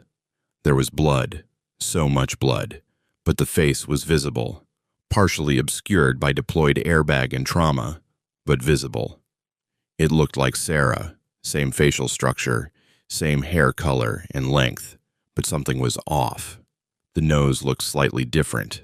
The chin seemed sharper, or maybe I was seeing differences that weren't there because I was looking for them, because I desperately needed there to be differences. I pulled out my phone and opened my photo album, found a close-up of Sarah, of Rebecca pretending to be Sarah, and held it next to the morgue photo. The faces were similar, incredibly similar, but not identical. The woman in the morgue photo had a slightly wider nose. Her eyebrows were shaped differently, and there, on her left hand, visible in one of the photos, I could see her thumb, no scar. I zoomed in on the image until it pixelated, but I was sure. The distinctive scar that both Sarah and Rebecca had from their childhood, the scar I'd used to identify my wife's body, wasn't there. Which meant the woman who died in that car wasn't Sarah Morrison, and wasn't Rebecca Lawrence. It was someone else entirely. I sat back in the chair, my mind racing. Sarah had staged an accident using another woman's body, a woman who looked similar enough to pass a cursory visual identification, but who wasn't actually either twin. She'd planted identification, positioned the body in her car, and somehow orchestrated a collision with Marcus Webb that would look accidental, but ensure the body was damaged enough that detailed examination wouldn't be required. And it had worked. The medical examiner had accepted my identification without requesting dental records. The police had closed the case as a tragic accident. Insurance had paid out. God, had I received life insurance money for a woman who wasn't actually dead? I flipped through more pages until I found the insurance section. Yes, $500,000 in life insurance paid out 6 weeks after the accident. I'd put it in a savings account and hadn't touched it, couldn't touch it, because spending that money felt like profiting from Sarah's death, except she wasn't dead.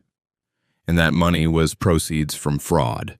I was an accomplice without knowing it. A victim who'd been turned into a criminal by accepting payment for a death that never happened. Find what you needed? Detective Morrison had returned, carrying 2 cups of coffee. He set one in front of me and settled back into his chair, studying my face with cop eyes that missed nothing. You look like you've seen a ghost. Maybe I have. I closed the file, my hand resting on top of it. Detective, this identification, you said it was based on my confirmation at the funeral home. That's right. You identified the body based on distinguishing marks, the scar on the thumb and the mole near the ear. But what about dental records? The ME requested them. Morrison frowned slightly. They were deemed unnecessary. You'd made a positive ID, and given the trauma you were experiencing, we didn't want to prolong the process. Why? Is there a problem? I need to see those dental records. Michael, please, I need to see them. Compare them to Sarah's dental records. Can you do that? Morrison's frown deepened. What's going on? Has something happened to make you question the identification? I could tell him. Right now, I could open my mouth and explain everything. The twin sister, the staged accident, the body that wasn't who we thought it was. But Rebecca's words echoed in my head. If you expose this, Sarah will be in danger. Marcus is still out there. Marcus Webb, who'd been the other driver. Marcus Webb, who Sarah had been fleeing from. Marcus Webb, who might have been the target of this elaborate scheme all along. I just need to be sure, I said carefully. For closure. Can you request the dental comparison? Morrison studied me for a long moment, then nodded slowly. I can make the request. But Michael, it's going to take time. We'd need to get Sarah's dental records from her dentist, then compare them to the ME's findings. Could be a week, maybe 2. And I have to ask, are you prepared for what we might find, or what we might not find? I'm prepared. I wasn't prepared, not even close. But I needed the truth, whatever it was. After leaving the station, I drove aimlessly again, my mind spinning with the implications of what I'd discovered. The woman in the morgue wasn't Sarah, which meant Sarah, the real Sarah Morrison, had somehow obtained a body that looked similar enough to fool investigators. Where do you even get a body? Morgue theft? A homeless woman no one would miss? Someone who died naturally and whose death Sarah had exploited? The possibilities were all horrifying. I found myself parked outside the Garden Cafe, the place where this whole mess had started 7 years ago. It looked the same brick facade, same hand-painted sign, same sense of cozy warmth that had drawn me in that first October morning when I'd been looking for coffee and found something else entirely. Or had I? Had I found Rebecca and I fallen in love with her, not knowing she was pretending to be her twin sister? Or had Sarah worked there first and Rebecca had taken over her shift at some point and I'd been too oblivious to notice the switch? I walked inside. The afternoon crowd was thin, a few students with laptops, an elderly couple sharing a muffin, a woman reading a paperback in the corner. Behind the counter, a young man with a beard and too many tattoos took orders with the practiced efficiency of someone who'd made 10,000 lattes. I didn't recognize him. All the staff from 7 years ago were long gone. Help you? He asked when I reached the counter. I'm looking for information about someone who used to work here. Sarah Morrison, around 2016. His expression went carefully neutral. Sorry, man. I've only been here 2 years. You could ask the manager, but I think she started in 2018. Dead end. Of course it was a dead end. What had I expected? That someone would remember one barista from 7 years ago and be able to tell me which twin had actually been working here? I ordered coffee I didn't want and sat at the same table where Sarah, or Rebecca, had first drawn that heart on my cup. Tried to remember every detail of our early courtship, looking for clues I'd missed. Had there been moments when she'd seemed uncertain about details of her life? Times when she'd had to check herself, correct a story, avoid questions about her past? Maybe. Or maybe I was retrofitting memories with significance they'd never had. My phone buzzed. A text from an unknown number, but I knew who it was before I even opened it. Rebecca, I know you went to the police. I know what you found in the accident file. We need to talk before you do anything else. Please. How did she know? Had she been following me? Was Detective Morrison somehow involved in this mess, or was it simpler? Had she been monitoring the police database somehow, tracking when her sister's file was accessed? I texted back, "How did you get a body?" 3 dots appeared, pulsed, disappeared. Then, "Not over text. Tomorrow. I'll explain everything. Tell me now, or I go back to the police and tell them everything." A longer pause this time. Then, "Her name was Diana Walsh. She was homeless, died of an overdose. Sarah found her body and saw an opportunity. I know how that sounds. I know it's wrong. But she was desperate." I stared at the message, feeling sick. "You desecrated a corpse, stole a dead woman's body, and used it to fake your sister's death. We gave Diana something she never had in life, an identity, a funeral, people who mourned her. Is that really so terrible?" "Yes. Yes, Rebecca, that's terrible. That's criminal. That's sociopathic," says the man who's been stalking women and taking pictures. "We've all done things we're not proud of, Michael. The question is what we do now." I stood up, the coffee forgotten, and walked out of the garden. Got in my car and drove to the one place I hadn't been yet, the cemetery where I'd buried a woman named Diana Walsh under Sarah Morrison's headstone. The groundskeeper was locking the main gate when I arrived, but he recognized me and let me through with a sympathetic nod. I walked to Sarah's plot, to Diana's plot, and stood looking at the granite headstone with its lies carved in stone. "I'm sorry," I said to the unknown woman beneath the grass. "I'm sorry they used you like this. I'm sorry you died alone and forgotten, and ended up as a prop in someone else's escape plan." The cemetery was quiet, except for birdsong and distant traffic.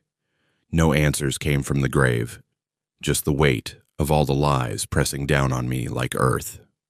Tomorrow, Rebecca had promised to explain everything, to give me proof and documentation and the full truth of what had happened. But I was starting to realize that the truth was a moving target, that every answer spawned 10 new questions, that I might never reach the bottom of this deception. My phone buzzed again. Another text from Rebecca. "10 a.m. tomorrow, Riverside Park. I'll bring everything. Documents, photos, the full story of how this happened. And then you can decide what to do with the information. That's fair, right?" I texted back. One question now. Did you ever actually love me, or was I just part of the cover story? The response came quickly. "I loved you from the moment you ordered that terrible coffee just to see me smile. Everything else was a lie, but that was real. I swear to you, Michael, that was real." I sat in my car in the cemetery parking lot as dusk fell, reading and rereading those words, trying to decide if I believed them, and came up empty. I arrived at Riverside Park 30 minutes early Tuesday morning, driven by paranoia and the need to control at least one variable in a situation that had spiraled beyond all recognition. I wanted to see Rebecca arrive, to make sure she wasn't setting me up, to confirm she was coming alone and not bringing Marcus Webb or the police or whoever else might be entangled in this nightmare. The park was quieter on a Tuesday than it had been on Sunday. A few early morning joggers, a man doing Tai Chi by the fountain, no one paying attention to the guy sitting on a bench, pretending to read news on his phone while actually watching every person who entered the park. At 9:45, I saw her. She came from the west entrance, wearing jeans and a green jacket I recognized because I'd bought it for her, for Sarah, 2 Christmases ago. She carried a messenger bag that looked heavy, bulging with whatever proof she'd promised to bring. She walked with her head down, shoulders hunched like she was trying to make herself smaller, less visible. She sat on the north bench without looking around, set the bag beside her, and waited. I gave it another 5 minutes, watching for anyone following her, anyone who seemed too interested in a woman sitting alone by a fountain. Nothing. Just ordinary people going about their ordinary lives, oblivious to the extraordinary conversation about to happen. At exactly 10 a.m., I walked over and sat down beside her. "Thank you for coming," she said quietly. "Show me the proof." No pleasantries, No small talk. I was done with pretense. Rebecca nodded and pulled the messenger bag onto her lap. I'm going to show you everything, but first, you need to understand the context. You need to know who Sarah really was, who I really am, and how we ended up in this situation. I know who you are. You're the woman who lied to me for 3 years. She flinched, but didn't argue. Instead, she pulled out a photo album, an old-fashioned physical album, not digital. She opened it to the first page. This is us, she said. Sarah and me, 6 months old. The photo showed 2 babies in matching pink dresses, held by a woman with tired eyes and a forced smile. The babies were identical, impossible to tell apart. Behind them stood a man, separate from the group, his expression cold and distant. Our parents, Rebecca continued. Diane and Robert Lawrence. They split up when we were 6 months old. Mom took Sarah, Dad took me. Neither of them told us about the other twin. Dad changed my last name to his mother's maiden name, Lawrence, and moved us to California. Mom kept Sarah in Pennsylvania and gave her dad's surname, Morrison. She flipped through pages showing parallel childhoods. 2 little girls growing up on opposite coasts, wearing similar clothes, making similar faces, living separate lives that looked disturbingly identical even in their separateness. I didn't know I had a twin until 3 years ago, Rebecca said. I'd always felt like something was missing, like there was a Sarah-shaped hole in my life, even though I didn't know anyone named Sarah. So, when I turned 30, I hired a private investigator to look into my family history. And found your sister. And found my sister. Living in Philadelphia, working as a barista, dating a man named Marcus Webb, who was slowly destroying her. Rebecca pulled out another set of photos. These were recent, or recent-ish, printed from digital files, showing a woman who looked exactly like the one sitting beside me. But the woman in these photos had bruises. A black eye in one shot, a split lip in another, defensive wounds on her arms. Marcus was a psychology student, Rebecca said, her voice hardening. He used everything he learned in his classes to manipulate her. Gaslighting, isolation, intermittent reinforcement. Classic abuse tactics executed by someone who understood exactly what he was doing. Sarah tried to leave him 4 times. 4 times he convinced her to come back. The last time he told her he'd kill her if she tried to leave again. And she believed him, because by that point, she knew he was capable of anything. I looked at the photos, at the evidence of systematic abuse, and felt my anger shift slightly. Not disappear. I was still furious at the lies, but shift to include Marcus Webb in its scope. She came to me for help, Rebecca continued. Showed up at my apartment in Los Angeles with nothing but a backpack and these photos. She was terrified, Michael, shaking and crying, and convinced that Marcus would find her and kill her. So I helped her. I let her stay with me. We tried to figure out a legal solution, restraining order, police report, something. But Sarah was terrified of going to the police because Marcus had connections in the department. His uncle was a captain. She was convinced they wouldn't help her. So instead, you decided to fake her death. Not at first. At first, we just switched places for a while. I took a leave of absence from my job. I was a graphic designer, worked remotely most of the time anyway, and went to Philadelphia, pretending to be Sarah. The plan was simple. I'd break up with Marcus for her, make it clean and final. Then Sarah would take back her life, and I'd go home to California. Rebecca pulled out more documents now. A lease agreement signed Sarah Morrison in handwriting that I recognized as Rebecca's. Bank statements, credit card bills, all showing the paper trail of Rebecca living Sarah's life in Philadelphia, while Sarah presumably hid in California. But Marcus didn't accept the breakup, Rebecca said. He showed up at the apartment, at Sarah's apartment where I was staying, and he got violent. Grabbed me, pushed me against the wall, told me I wasn't going anywhere. I managed to get away and called the police, but by the time they arrived, Marcus was gone. And when they filed the report, nothing happened. Just like Sarah had predicted. His uncle made it disappear. So you stayed, kept pretending to be Sarah. What choice did I have? I couldn't leave her apartment because Marcus was watching it. Couldn't go back to California because that would blow our cover. I was trapped in Philadelphia, living my sister's life, terrified that Marcus would figure out I wasn't really Sarah. She paused, pulled out a water bottle from her bag, and took a long drink. Her hands were shaking. And then I met you, she said softly.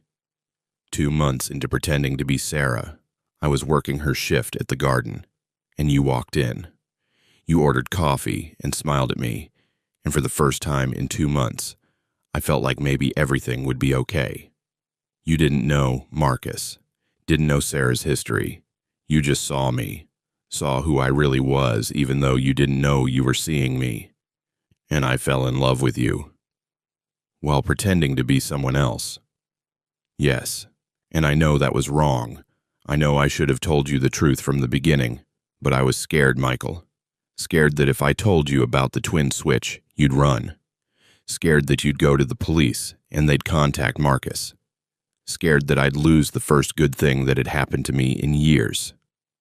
I wanted to stay angry, but her voice was breaking and I could see tears tracking down her face. And despite everything, I still felt that pull toward her. 3 years of love doesn't evaporate just because you find out it was built on lies. What about Sarah? I asked. Where was she while you were falling in love with me? California, living as Rebecca Lawrence, using my identity, starting over. She got a job at a tech company, made friends, started dating.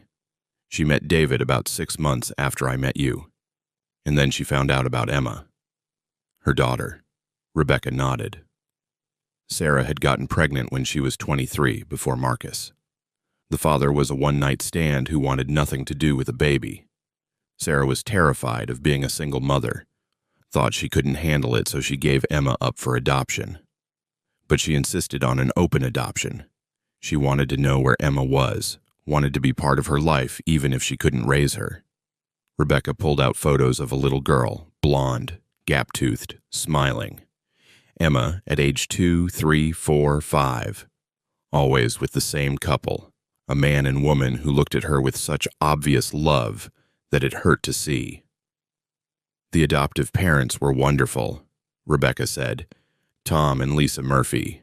They lived in Sacramento, sent Sarah photos every month, let her visit a few times a year. Emma knew Sarah as Aunt Sarah, a special friend who came to visit and brought presents. It was working. Emma had a stable home, loving parents, and Sarah got to watch her grow up from a distance. But then you switched identities and Sarah couldn't be Aunt Sarah anymore. Exactly. If she showed up in Sacramento as Sarah Morrison, while Sarah Morrison was supposedly living in Philadelphia, someone might notice.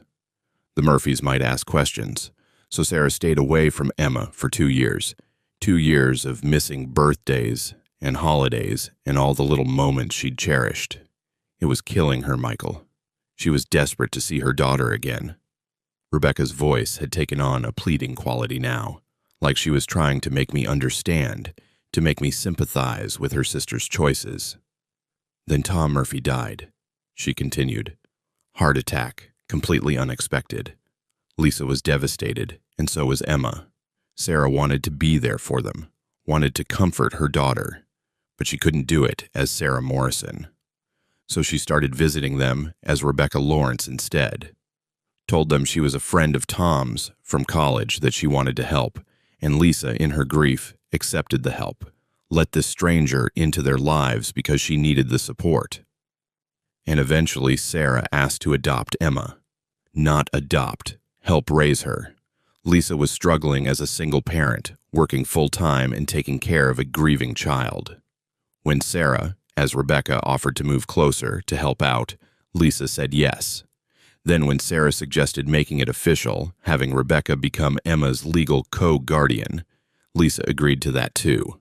She had no idea she was being manipulated by Emma's birth mother. The implications were staggering. Sarah had used her daughter's adoptive father's death as an opportunity to insert herself back into Emma's life under a false identity. It was calculated, manipulative, and deeply wrong. "And David?" I asked. "Where does he fit?" "David Murphy, Tom's younger brother. He moved to Sacramento after Tom died to help Lisa with Emma. He and Sarah fell in love. Or Sarah fell in love with him, and he fell in love with who he thought she was. They got married 8 months ago. Small ceremony, just Lisa and Emma and a few friends. Sarah finally had what she'd always wanted. Her daughter in her life, a stable home, a man who loved her. All of it built on my identity."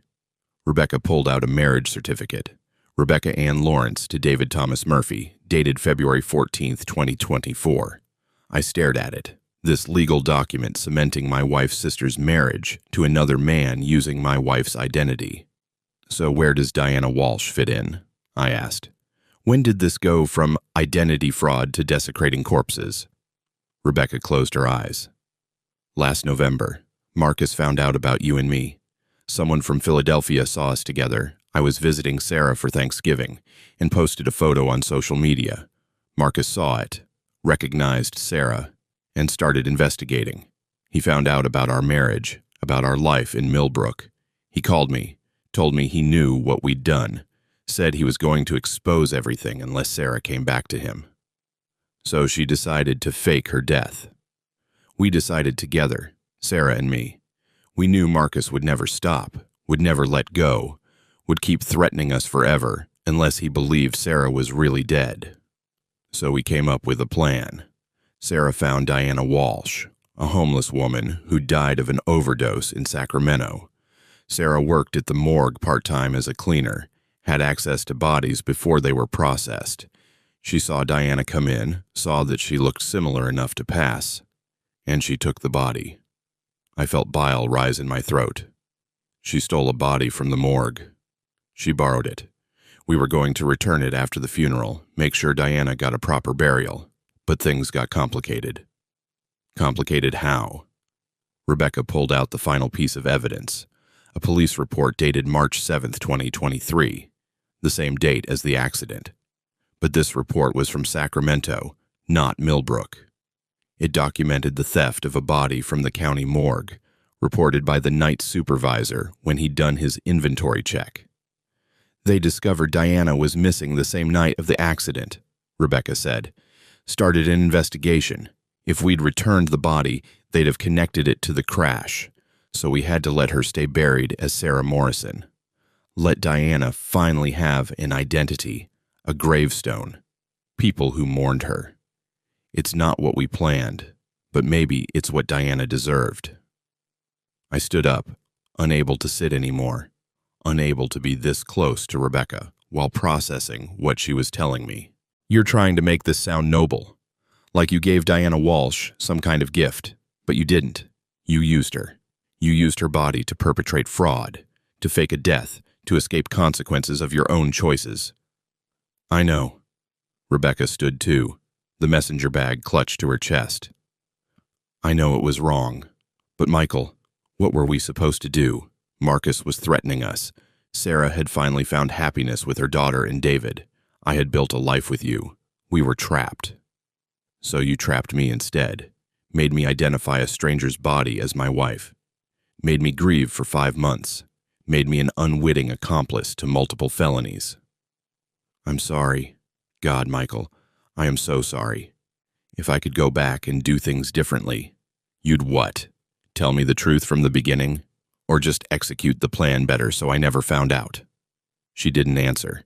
I pulled out my phone and opened the photo I'd taken at the organic market. Sarah with Emma and David playing happy families.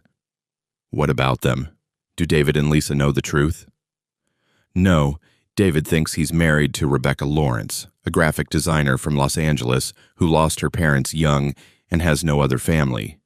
Lisa thinks Rebecca is a generous friend who stepped up to help raise Emma after Tom died. They have no idea. So when I expose this, when I go to the police with everything you've told me, their lives get destroyed too. Emma loses another parent. David finds out his marriage is a lie. Lisa discovers she's been manipulated into giving Emma's birth mother access to her daughter. Yes, Rebecca's voice was barely a whisper. All of that happens.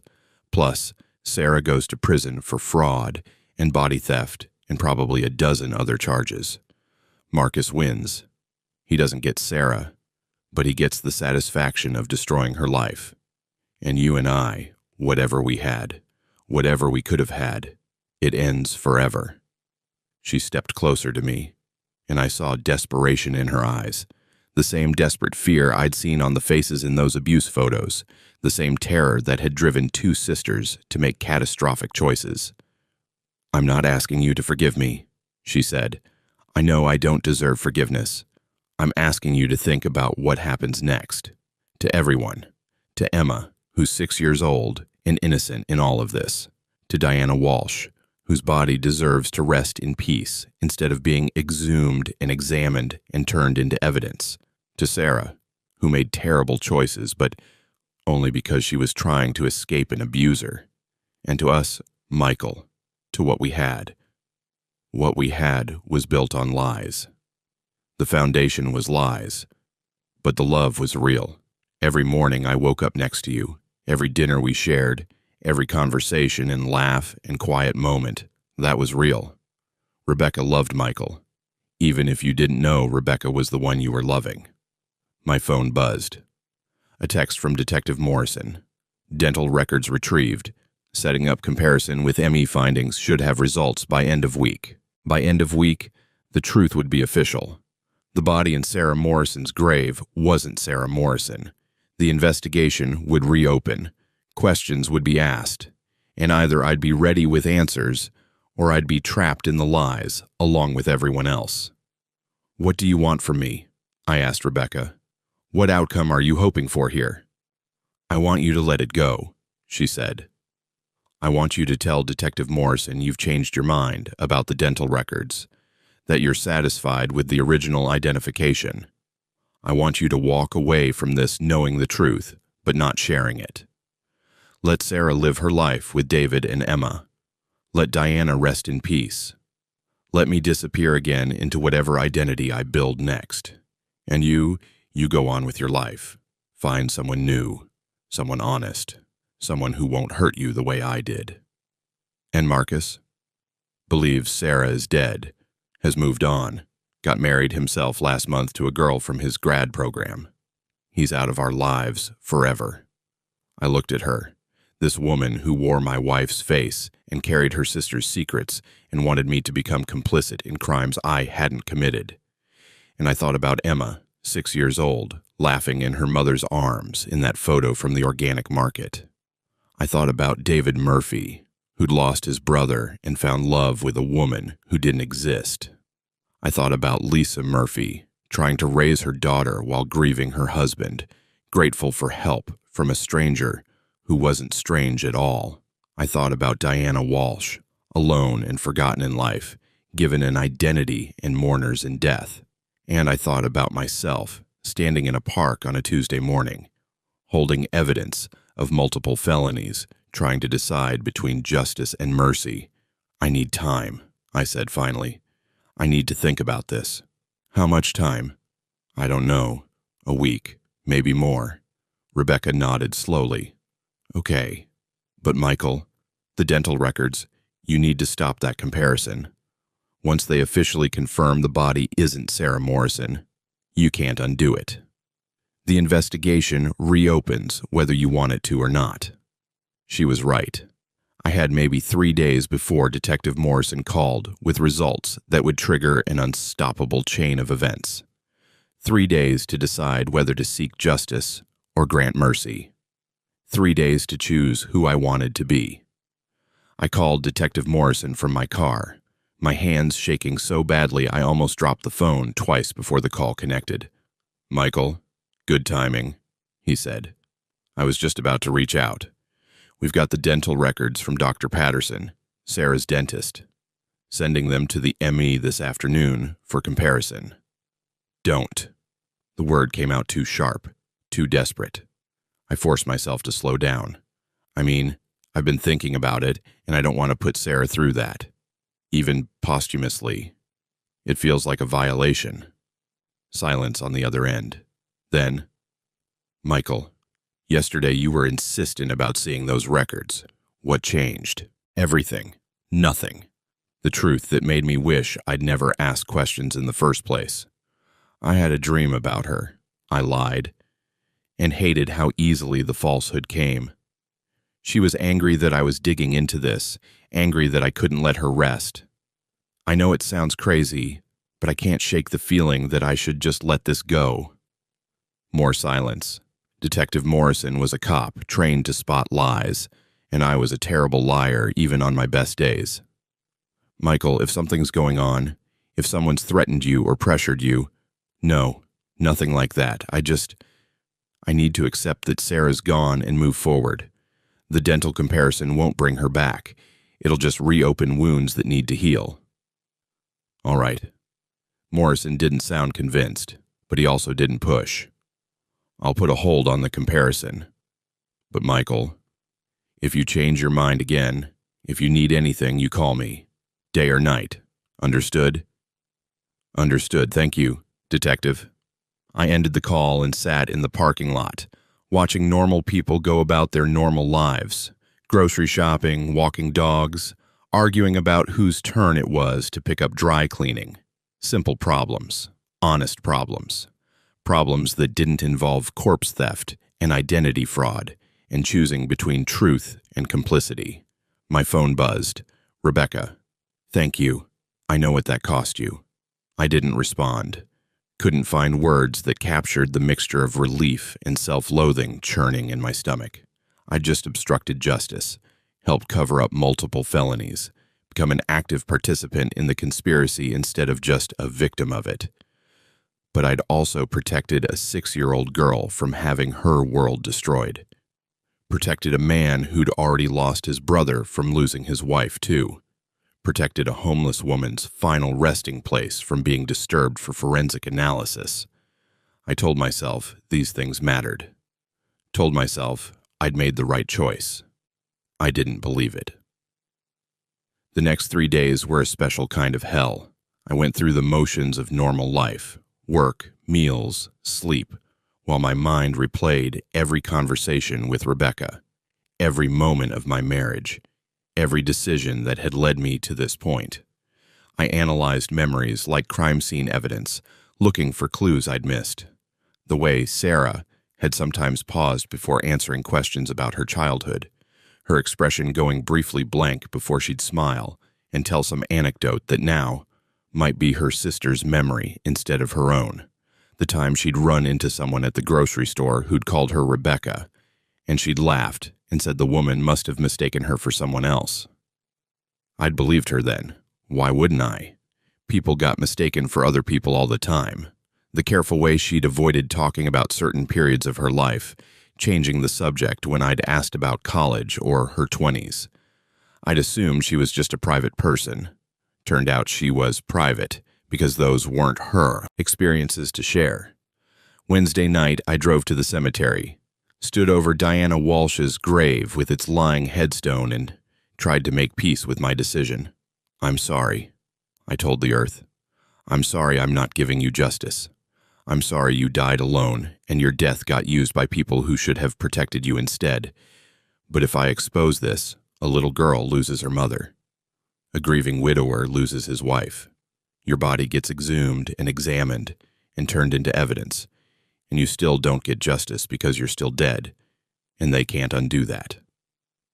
The grave didn't answer, just sat there with its granite marker reading Sarah Elizabeth Morrison, beloved wife, and the dates that bracketed a life that had never existed. For what it's worth, I continued, I think Rebecca was right about one thing. You have mourners now. People who visit this grave and leave flowers and think about you. They think you're someone else, but they're still thinking about you. That's more than you had before. It was a weak justification, and we both knew it. But it was all I had. Thursday morning, I got a call from Sarah's sister, the real Jennifer Morrison, the one who'd grown up with Sarah in Pennsylvania, who had no idea her sister was alive and well in Sacramento. Michael, hi. I hope I'm not bothering you. Never a bother, Jennifer. How are you? I'm okay. Well, no, I'm not okay, but I'm functioning. A pause. Listen, I wanted to ask you something. Have you noticed anything weird lately? Anything with Sarah's accounts or her identity? My heart stopped. What do you mean? I got a credit alert yesterday. Someone tried to open a credit card using Sarah's social security number. The application was denied because the credit bureaus show her as deceased. But the attempt was made. I thought maybe it was just identity thieves being ghoulish, but it seemed worth mentioning. Sarah, or Rebecca, one of them was still using Sarah Morrison's identity for something, still generating electronic footprints that could trigger investigations.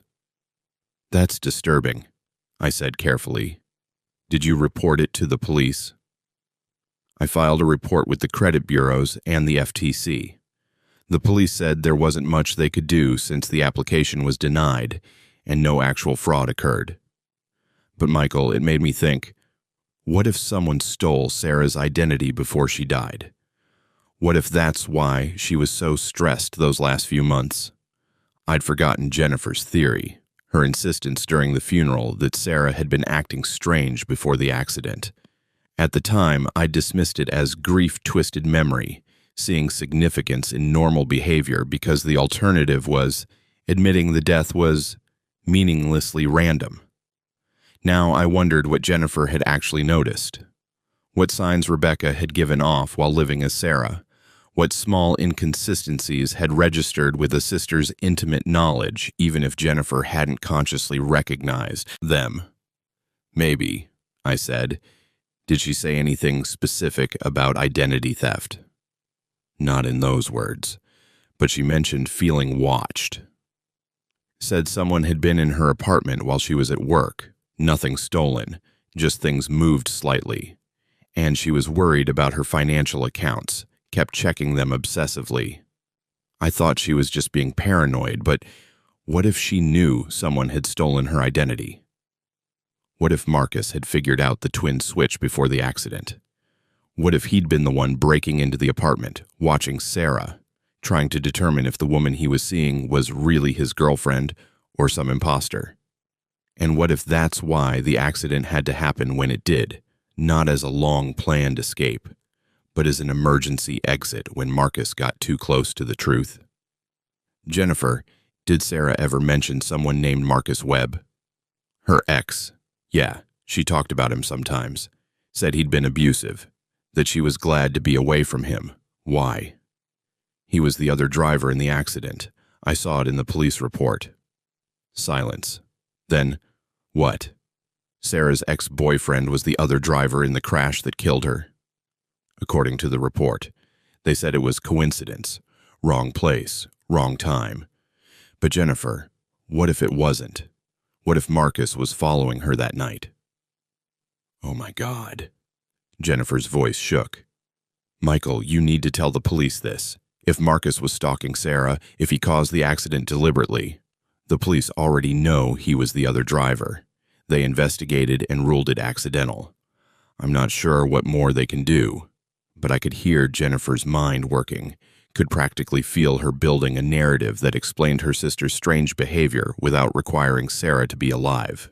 Identity theft, stalking, an abusive ex who might have caused the accident that killed her. It was tidy, believable, wrong in every detail but right in its emotional truth. I'm going to look into this, Jennifer said. I'm going to find out if Marcus was stalking Sarah before she died. If he was, he should be in prison, not walking around free. Jennifer, be careful. If Marcus is dangerous, then he should be behind bars. Sarah can't get justice, but I can get it for her. After we hung up, I sat with my phone in my hand, realizing I'd just made things exponentially more complicated. Jennifer was going to investigate Marcus. She'd dig into his relationship with Sarah, his whereabouts before the accident, his life in the 5 months since. And if she dug deep enough, she might find something some inconsistency, some proof that Sarah Morrison was still alive. Or she might confront Marcus, might trigger whatever violent impulses had driven Sarah to such desperate measures in the first place. I needed to warn Rebecca, needed to tell her that Jennifer was asking questions, that the carefully constructed fiction was developing cracks. But first, I needed to talk to Marcus Webb. Finding him was easier than I expected.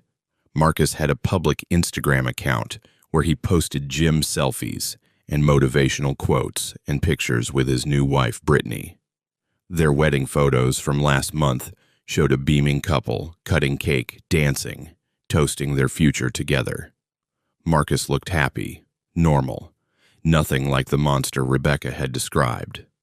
But abusers never looked like monsters in public. That was the whole point. His profile listed him as a PhD candidate in clinical psychology at State University, which meant he'd be on campus. I drove there Friday afternoon and waited outside the psychology building, watching students come and go until I spotted him. Marcus Webb was tall, athletic, conventionally handsome in a way that probably made people instinctively trust him. He walked with confidence, chatting easily with two female students who laughed at something he said. A charmer, the kind of guy who could convince you the sky was green and you'd question your own eyes rather than his word. I followed him to the parking lot, waited until the students left, then approached as he was unlocking his car. "Marcus Webb?" He turned, smiled automatically, that public face abusers wore so well. "Yeah. Can I help you?" "My name is Michael Thompson. I was married to Sarah Morrison." The smile didn't falter, but something shifted in his eyes. A wariness, a calculation. "Oh man, I'm so sorry for your loss. That accident, God, it was horrible. I still have nightmares about it." "I bet you do. Mind if we talk for a minute? I actually have to get to a study group." "This won't take long." Marcus glanced around the parking lot, probably assessing whether I was a threat, whether anyone was watching, what his options were. Then he nodded slowly. "Sure. What do you want to know?" "Tell me about your relationship with Sarah."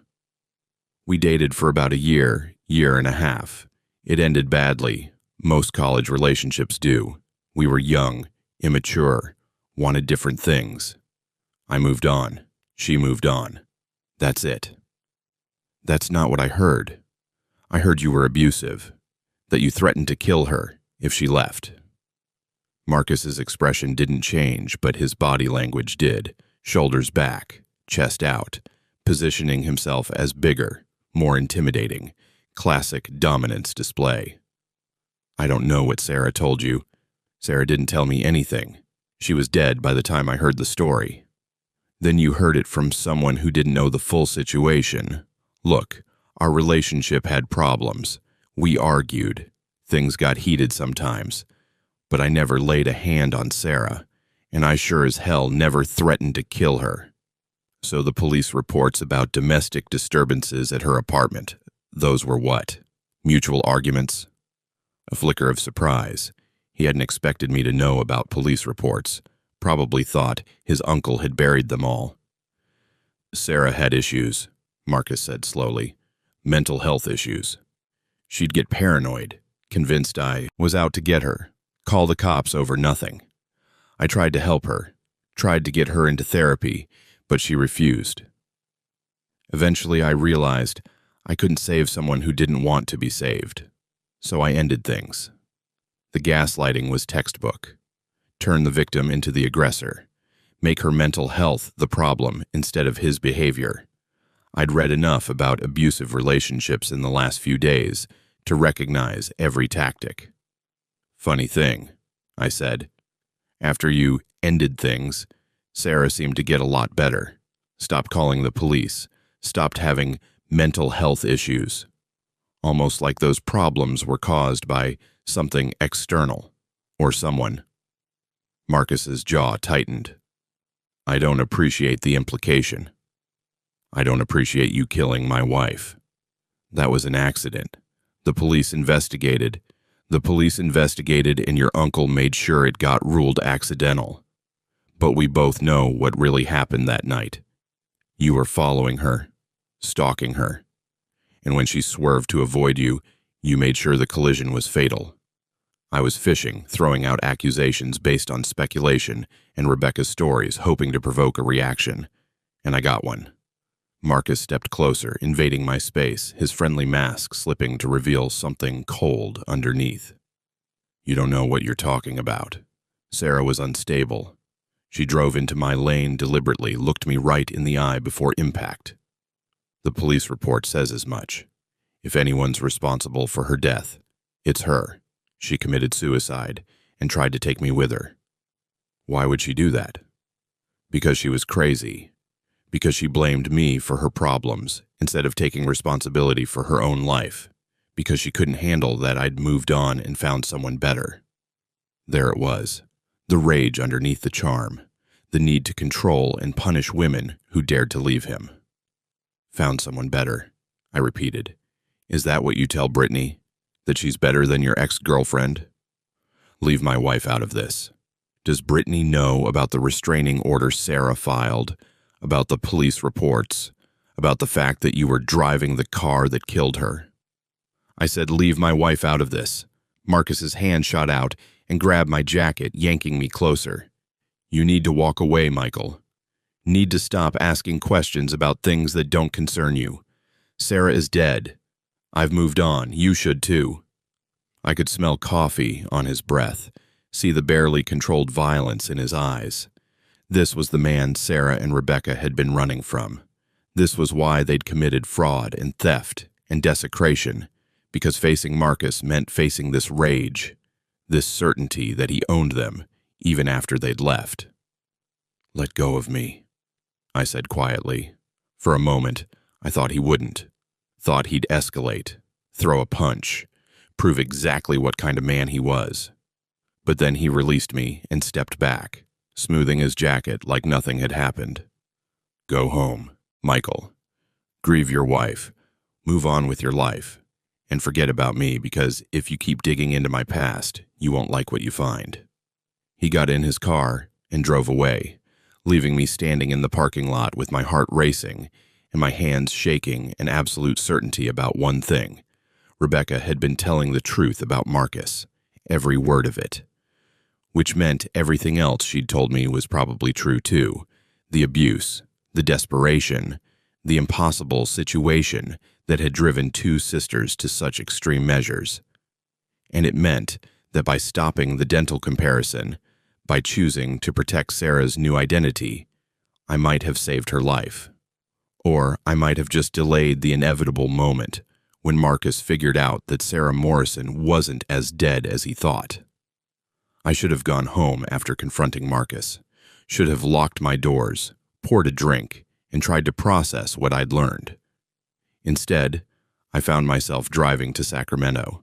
The 5-hour drive gave me plenty of time to question my sanity. What was I doing? Going to confront Sarah? To warn her about Jennifer's investigation and Marcus's barely contained rage? To see for myself the life she'd built on stolen identity and my grief? I didn't have a good answer. I just knew I couldn't sit still anymore. Couldn't keep being a passive observer in a story that had consumed my entire existence. It was nearly 10 p.m. when I pulled onto Maple Grove Lane.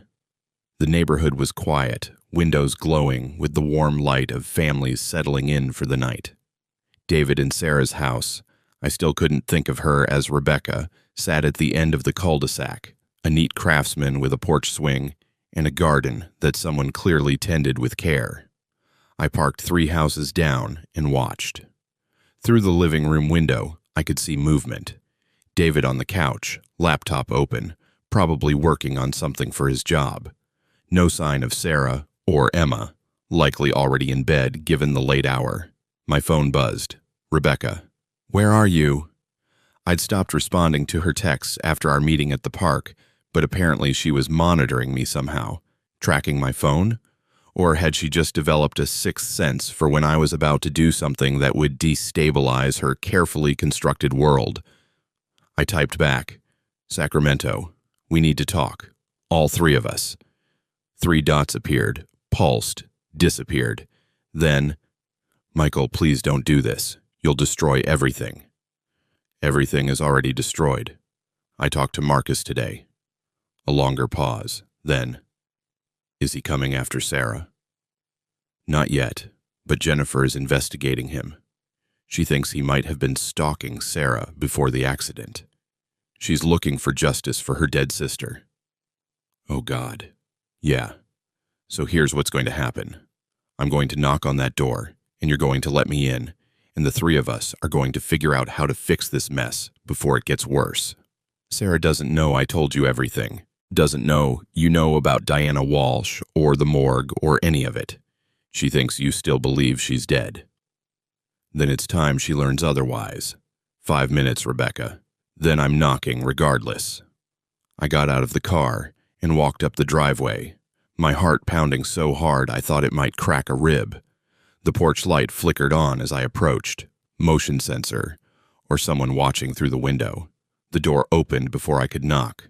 Sarah, the real Sarah Morrison, stood in the doorway wearing yoga pants and an oversized Stanford sweatshirt. She looked exactly like Rebecca, exactly like the woman I'd married, but somehow different. The same face arranged in an unfamiliar expression, the same body held with different posture. Or maybe I was imagining differences because I needed there to be differences, needed to believe I could tell the twins apart. Michael Thompson, she said quietly. I wondered when you'd show up. You knew? Rebecca told me she'd met with you, told me you'd figured out we'd switched. I've been expecting you to come knock down my door for the past 3 days. She stepped aside. You might as well come in. The house was exactly what I'd imagined from watching through windows, tastefully decorated, clean but lived in, full of evidence of Emma's presence. Art projects on the refrigerator, small shoes by the door, a stack of picture books on the coffee table.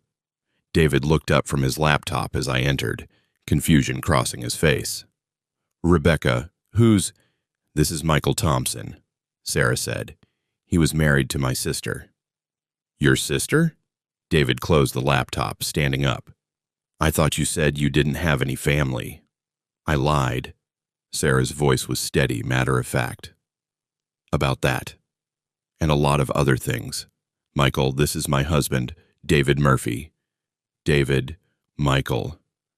I think we all need to have a very long, very uncomfortable conversation.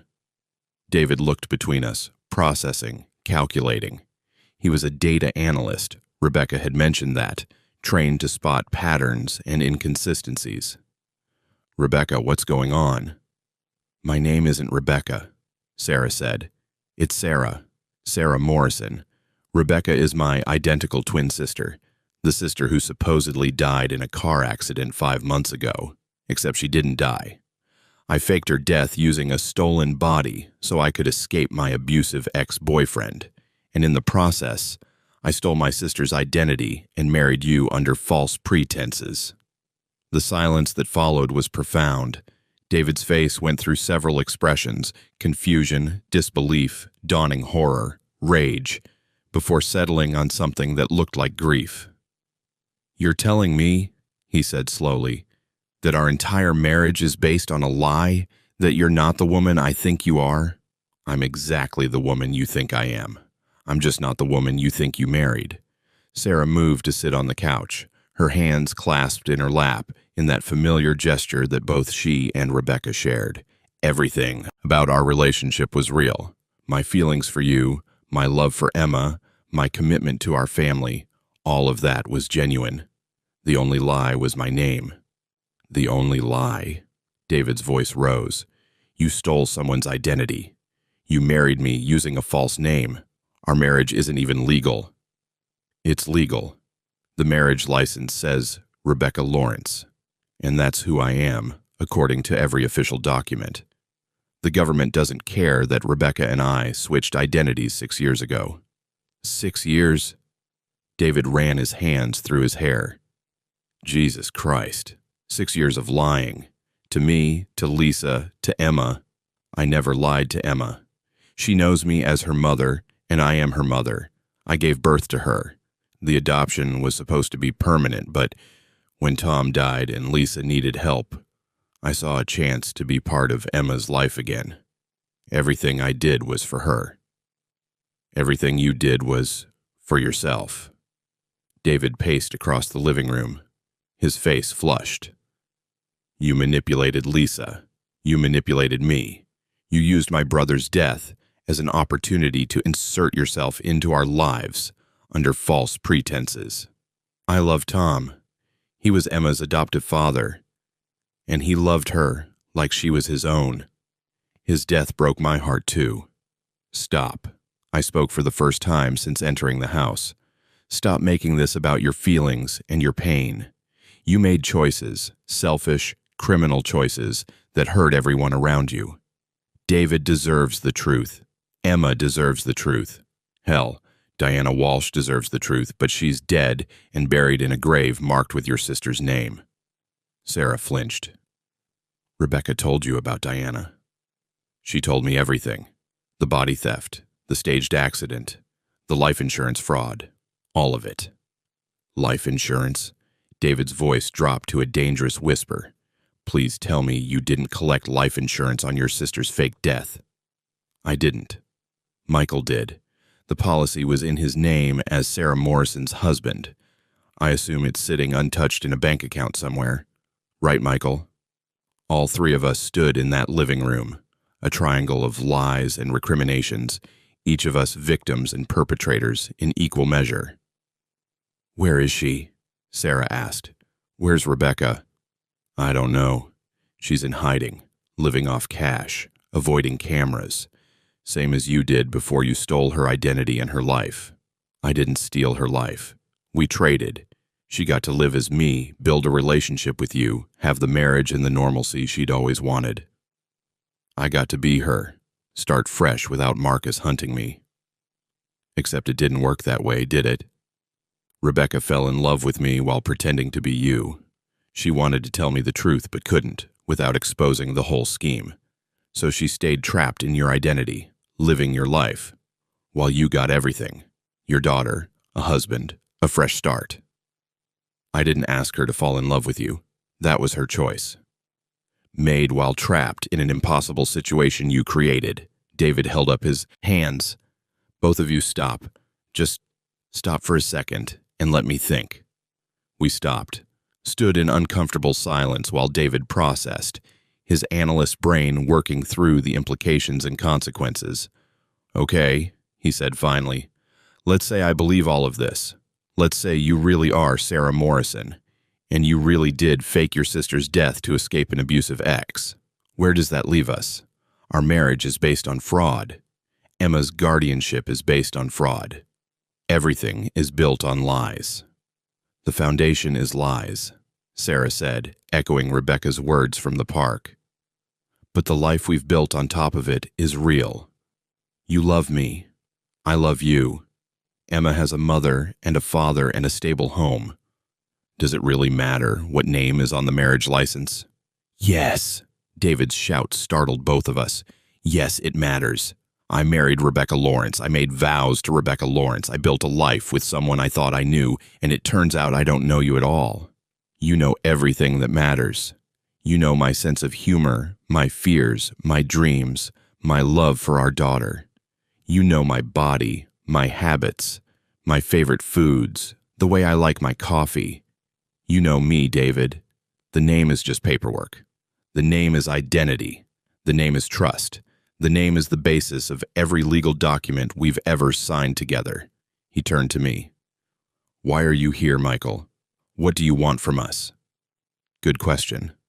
What did I want? Your sister-in-law, Jennifer, is investigating Marcus Webb, I said. She thinks he might have been stalking Sarah before the accident. She's digging into his past, his relationship with Sarah, his involvement in the crash. Eventually, she's going to find something that doesn't add up. What kind of something? Sarah asked, her face pale. I don't know. Maybe she'll discover that you had a twin. Maybe she'll find records of Rebecca's existence and start asking why no one's heard from her since the accident. Maybe she'll just talk to the right person who remembers seeing both of you together and realizes you can't be the same person. Jennifer doesn't know about Rebecca. Our parents kept the separation secret. There's no reason for her to suspect. There are always reasons, always breadcrumbs. You can't erase a person's existence completely, not in the digital age. Rebecca had a life, a job, an apartment, friends, social media accounts. Where did all of that go? Sarah was quiet for a long moment. Rebecca shut down her social media, told her friends she was traveling abroad indefinitely, let her apartment lease expire. Her employer thinks she took a remote position with a company in Europe. There's a trail, but it doesn't lead anywhere suspicious. What about her husband? David asked suddenly. Rebecca was married too, right? Before she became Sarah? Where does he think his wife is? I'd forgotten about that detail. Rebecca had mentioned being married, living in Los Angeles, working as a graphic designer. She'd had a whole life before the switch. Rebecca wasn't married, Sarah said.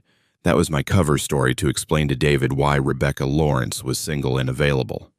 The real Rebecca was engaged, but she broke it off when we switched identities. Told her fiancé she couldn't go through with the wedding, that she needed to find herself or some such excuse. He was hurt, but he moved on. So you destroyed her relationship too, I said, along with everything else. I gave her a new relationship, with you. She loved you, Michael, maybe more than she ever loved her fiancé. Built on lies. All relationships are built on selective truth. We choose what to reveal and what to hide.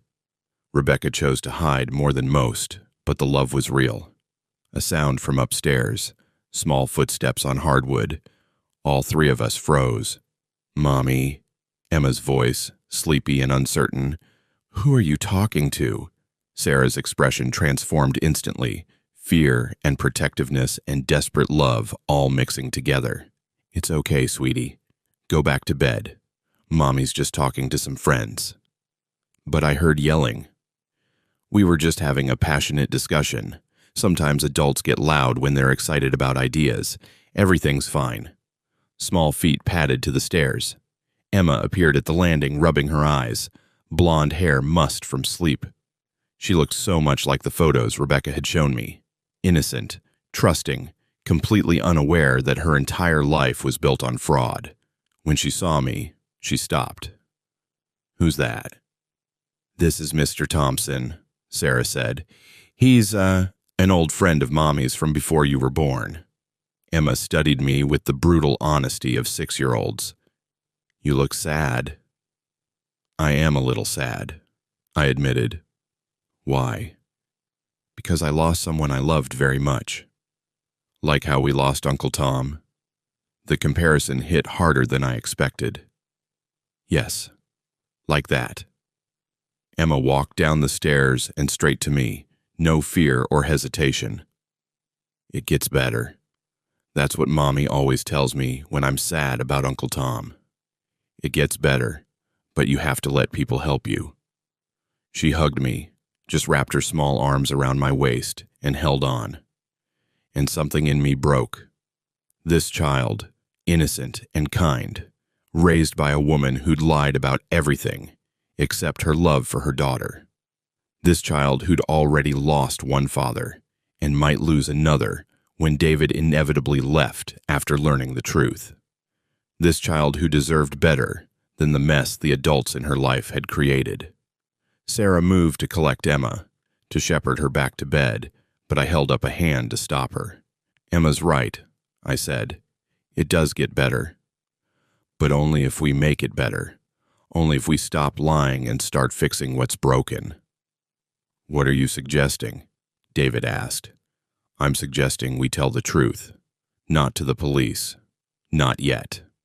But to the people who deserve to know. To Lisa. To Jennifer. To everyone who's been lied to and manipulated and used. You want to destroy Emma's life? Sarah's voice shook.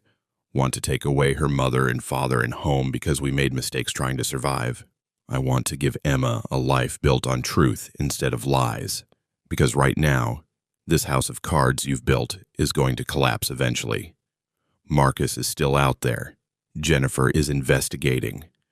The dental records comparison could still happen if anyone decides to push, and when it all comes crashing down, and it will, Emma is going to be caught in the wreckage. David looked at his daughter, then at his wife, who wasn't his wife, then at me. What exactly are you proposing? I'm proposing we get ahead of this. We come clean before someone else exposes us. We figure out how to tell the truth in a way that protects Emma while holding the adults accountable for their choices. And then what? I go to prison for body theft and fraud. Sarah's arms tightened around Emma. My daughter visits me behind glass and wonders why Mommy is a criminal. Maybe. Or maybe we find a way to make this right that doesn't involve prison. But Sarah, you can't keep running. You can't keep stealing identities and manipulating people and hoping no one notices. Eventually, someone always notices. Emma had fallen asleep against my shoulder, her breathing deep and even. The trust implicit in that simple act, a child sleeping in a stranger's arms, made my decision for me. I'm not going to the police, I said. Not tonight. But I need you both to think about what kind of life you want Emma to have. One built on truth, where she knows who her parents really are and understands that people make mistakes but can choose to do better. Or one built on lies, where she eventually discovers her mother is a fraud and her father was complicit in that fraud. That's not fair, Sarah whispered. None of this is fair, but it's what we have to work with. David took Emma from my arms, cradling her with the practiced ease of a parent. I need time, he said. Time to process this, to figure out what it means for my marriage and my family. Can you give us that? How much time? A week, maybe 2. I need to talk to Lisa, need to understand the full scope of what Sarah did with Emma's adoption. Need to decide if I can stay married to someone whose real name I didn't even know. And if you decide you can't, then we figure out how to separate in a way that protects Emma. But whatever happens, I'm not letting my daughter pay the price for our mistakes. I looked at Sarah, waiting for her to argue, to manipulate, to deploy whatever tactics she'd use to get this far. But she just stood there, tears streaming down her face, watching her husband carry their daughter upstairs. I never meant for it to go this far, she said once David was gone. It was supposed to be temporary. 2 months of switching places, just long enough for Marcus to move on. Then Rebecca and I would switch back, and everything would return to normal. But there's no such thing as temporary when it comes to identity theft. No such thing as a small lie when it touches this many lives. I know, and I'm sorry. But Michael, I need you to understand. Everything I did to survive, to protect my daughter, to escape a man who would have killed me if I'd stayed. I believe you. I met Marcus today. I saw exactly what kind of man he is. Sarah's head snapped up. You confronted him? I wanted to see for myself if Rebecca was telling the truth about the abuse. She was. He grabbed me, threatened me, made it very clear that he's capable of violence. Did you tell him about me? About Emma? No, but Sarah, he's going to figure it out eventually. Jennifer's investigation or someone recognizing you or just random chance. You can't hide forever. I can try. And when you fail, when Emma's whole world comes crashing down because you tried to outrun consequences instead of facing them. Sarah sank onto the couch, her face in her hands. What would you have done if someone was threatening to kill you and you had a daughter to protect and the police wouldn't help because your abuser had connections? What would you have done? I don't know, I admitted. But I'd like to think I would have found a solution that didn't involve stealing bodies and destroying other people's lives. Easy to say when you're not the one being hunted. We sat in silence, 2 people connected by lies and love and a dead woman named Diana Walsh. Outside, the neighborhood slept peacefully, unaware of the drama unfolding in the house at the end of Maple Grove Lane. My phone buzzed. Rebecca, are you okay? Please tell me you didn't do anything stupid. I looked at the message, then at Sarah. Your sister wants to know if I did anything stupid. Did you? I'm not sure yet, but I think I might have started the process of making things right, or at least less wrong. Sarah laughed, a broken sound. Less wrong. That's the best we can hope for at this point, isn't it? Maybe. Or maybe we can hope for truth, for honesty, for Emma growing up knowing that her parents made terrible mistakes, but owned up to them and tried to do better. You're an optimist. No, I'm just tired of lies. I drove back to Millbrook in the early morning hours, my mind replaying the conversation with Sarah and David on an endless loop. The sun was rising when I pulled into my driveway, painting the sky in shades of pink and gold that felt obscenely beautiful, given the ugliness I'd just witnessed. Rebecca was sitting on my front porch.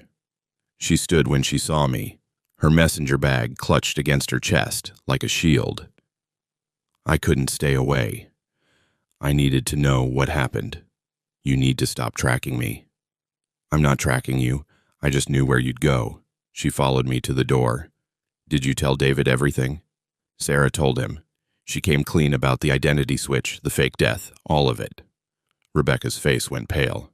And he's deciding whether to stay married to a woman whose real name he didn't know, whether to keep raising a daughter with someone who built their entire relationship on lies.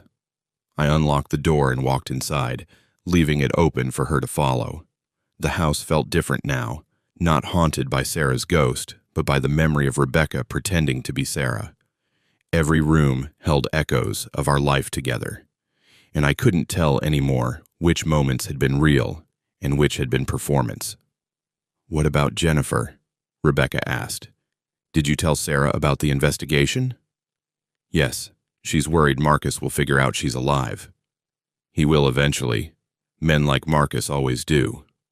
I made coffee, the terrible Colombian blend that neither Sarah nor Rebecca had ever liked.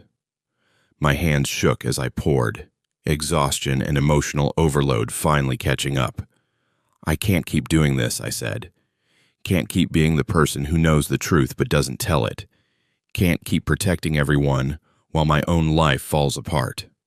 Rebecca moved closer. What are you saying? I'm saying I need you to leave. Need you to disappear back into whatever identity you're building and let me figure out how to move forward. Michael, please. I set down my coffee cup before I dropped it. I loved you. God help me. I still love you, but I can't be with someone I can't trust. Can't build a future on a foundation this broken. Tears streamed down her face. So that's it? We're just done? We've been done since March. I just didn't know it yet. She stood there for a long moment, then slowly nodded. Okay. But Michael, thank you. For not going to the police. For protecting Sarah and Emma. For choosing mercy over justice. I didn't choose mercy. I just chose the option that hurt the fewest innocent people. Rebecca kissed my cheek. A goodbye that felt like an ending and a beginning all at once. Then she walked out of my house and out of my life, leaving me alone with my terrible coffee and my memories of a marriage that had never really existed.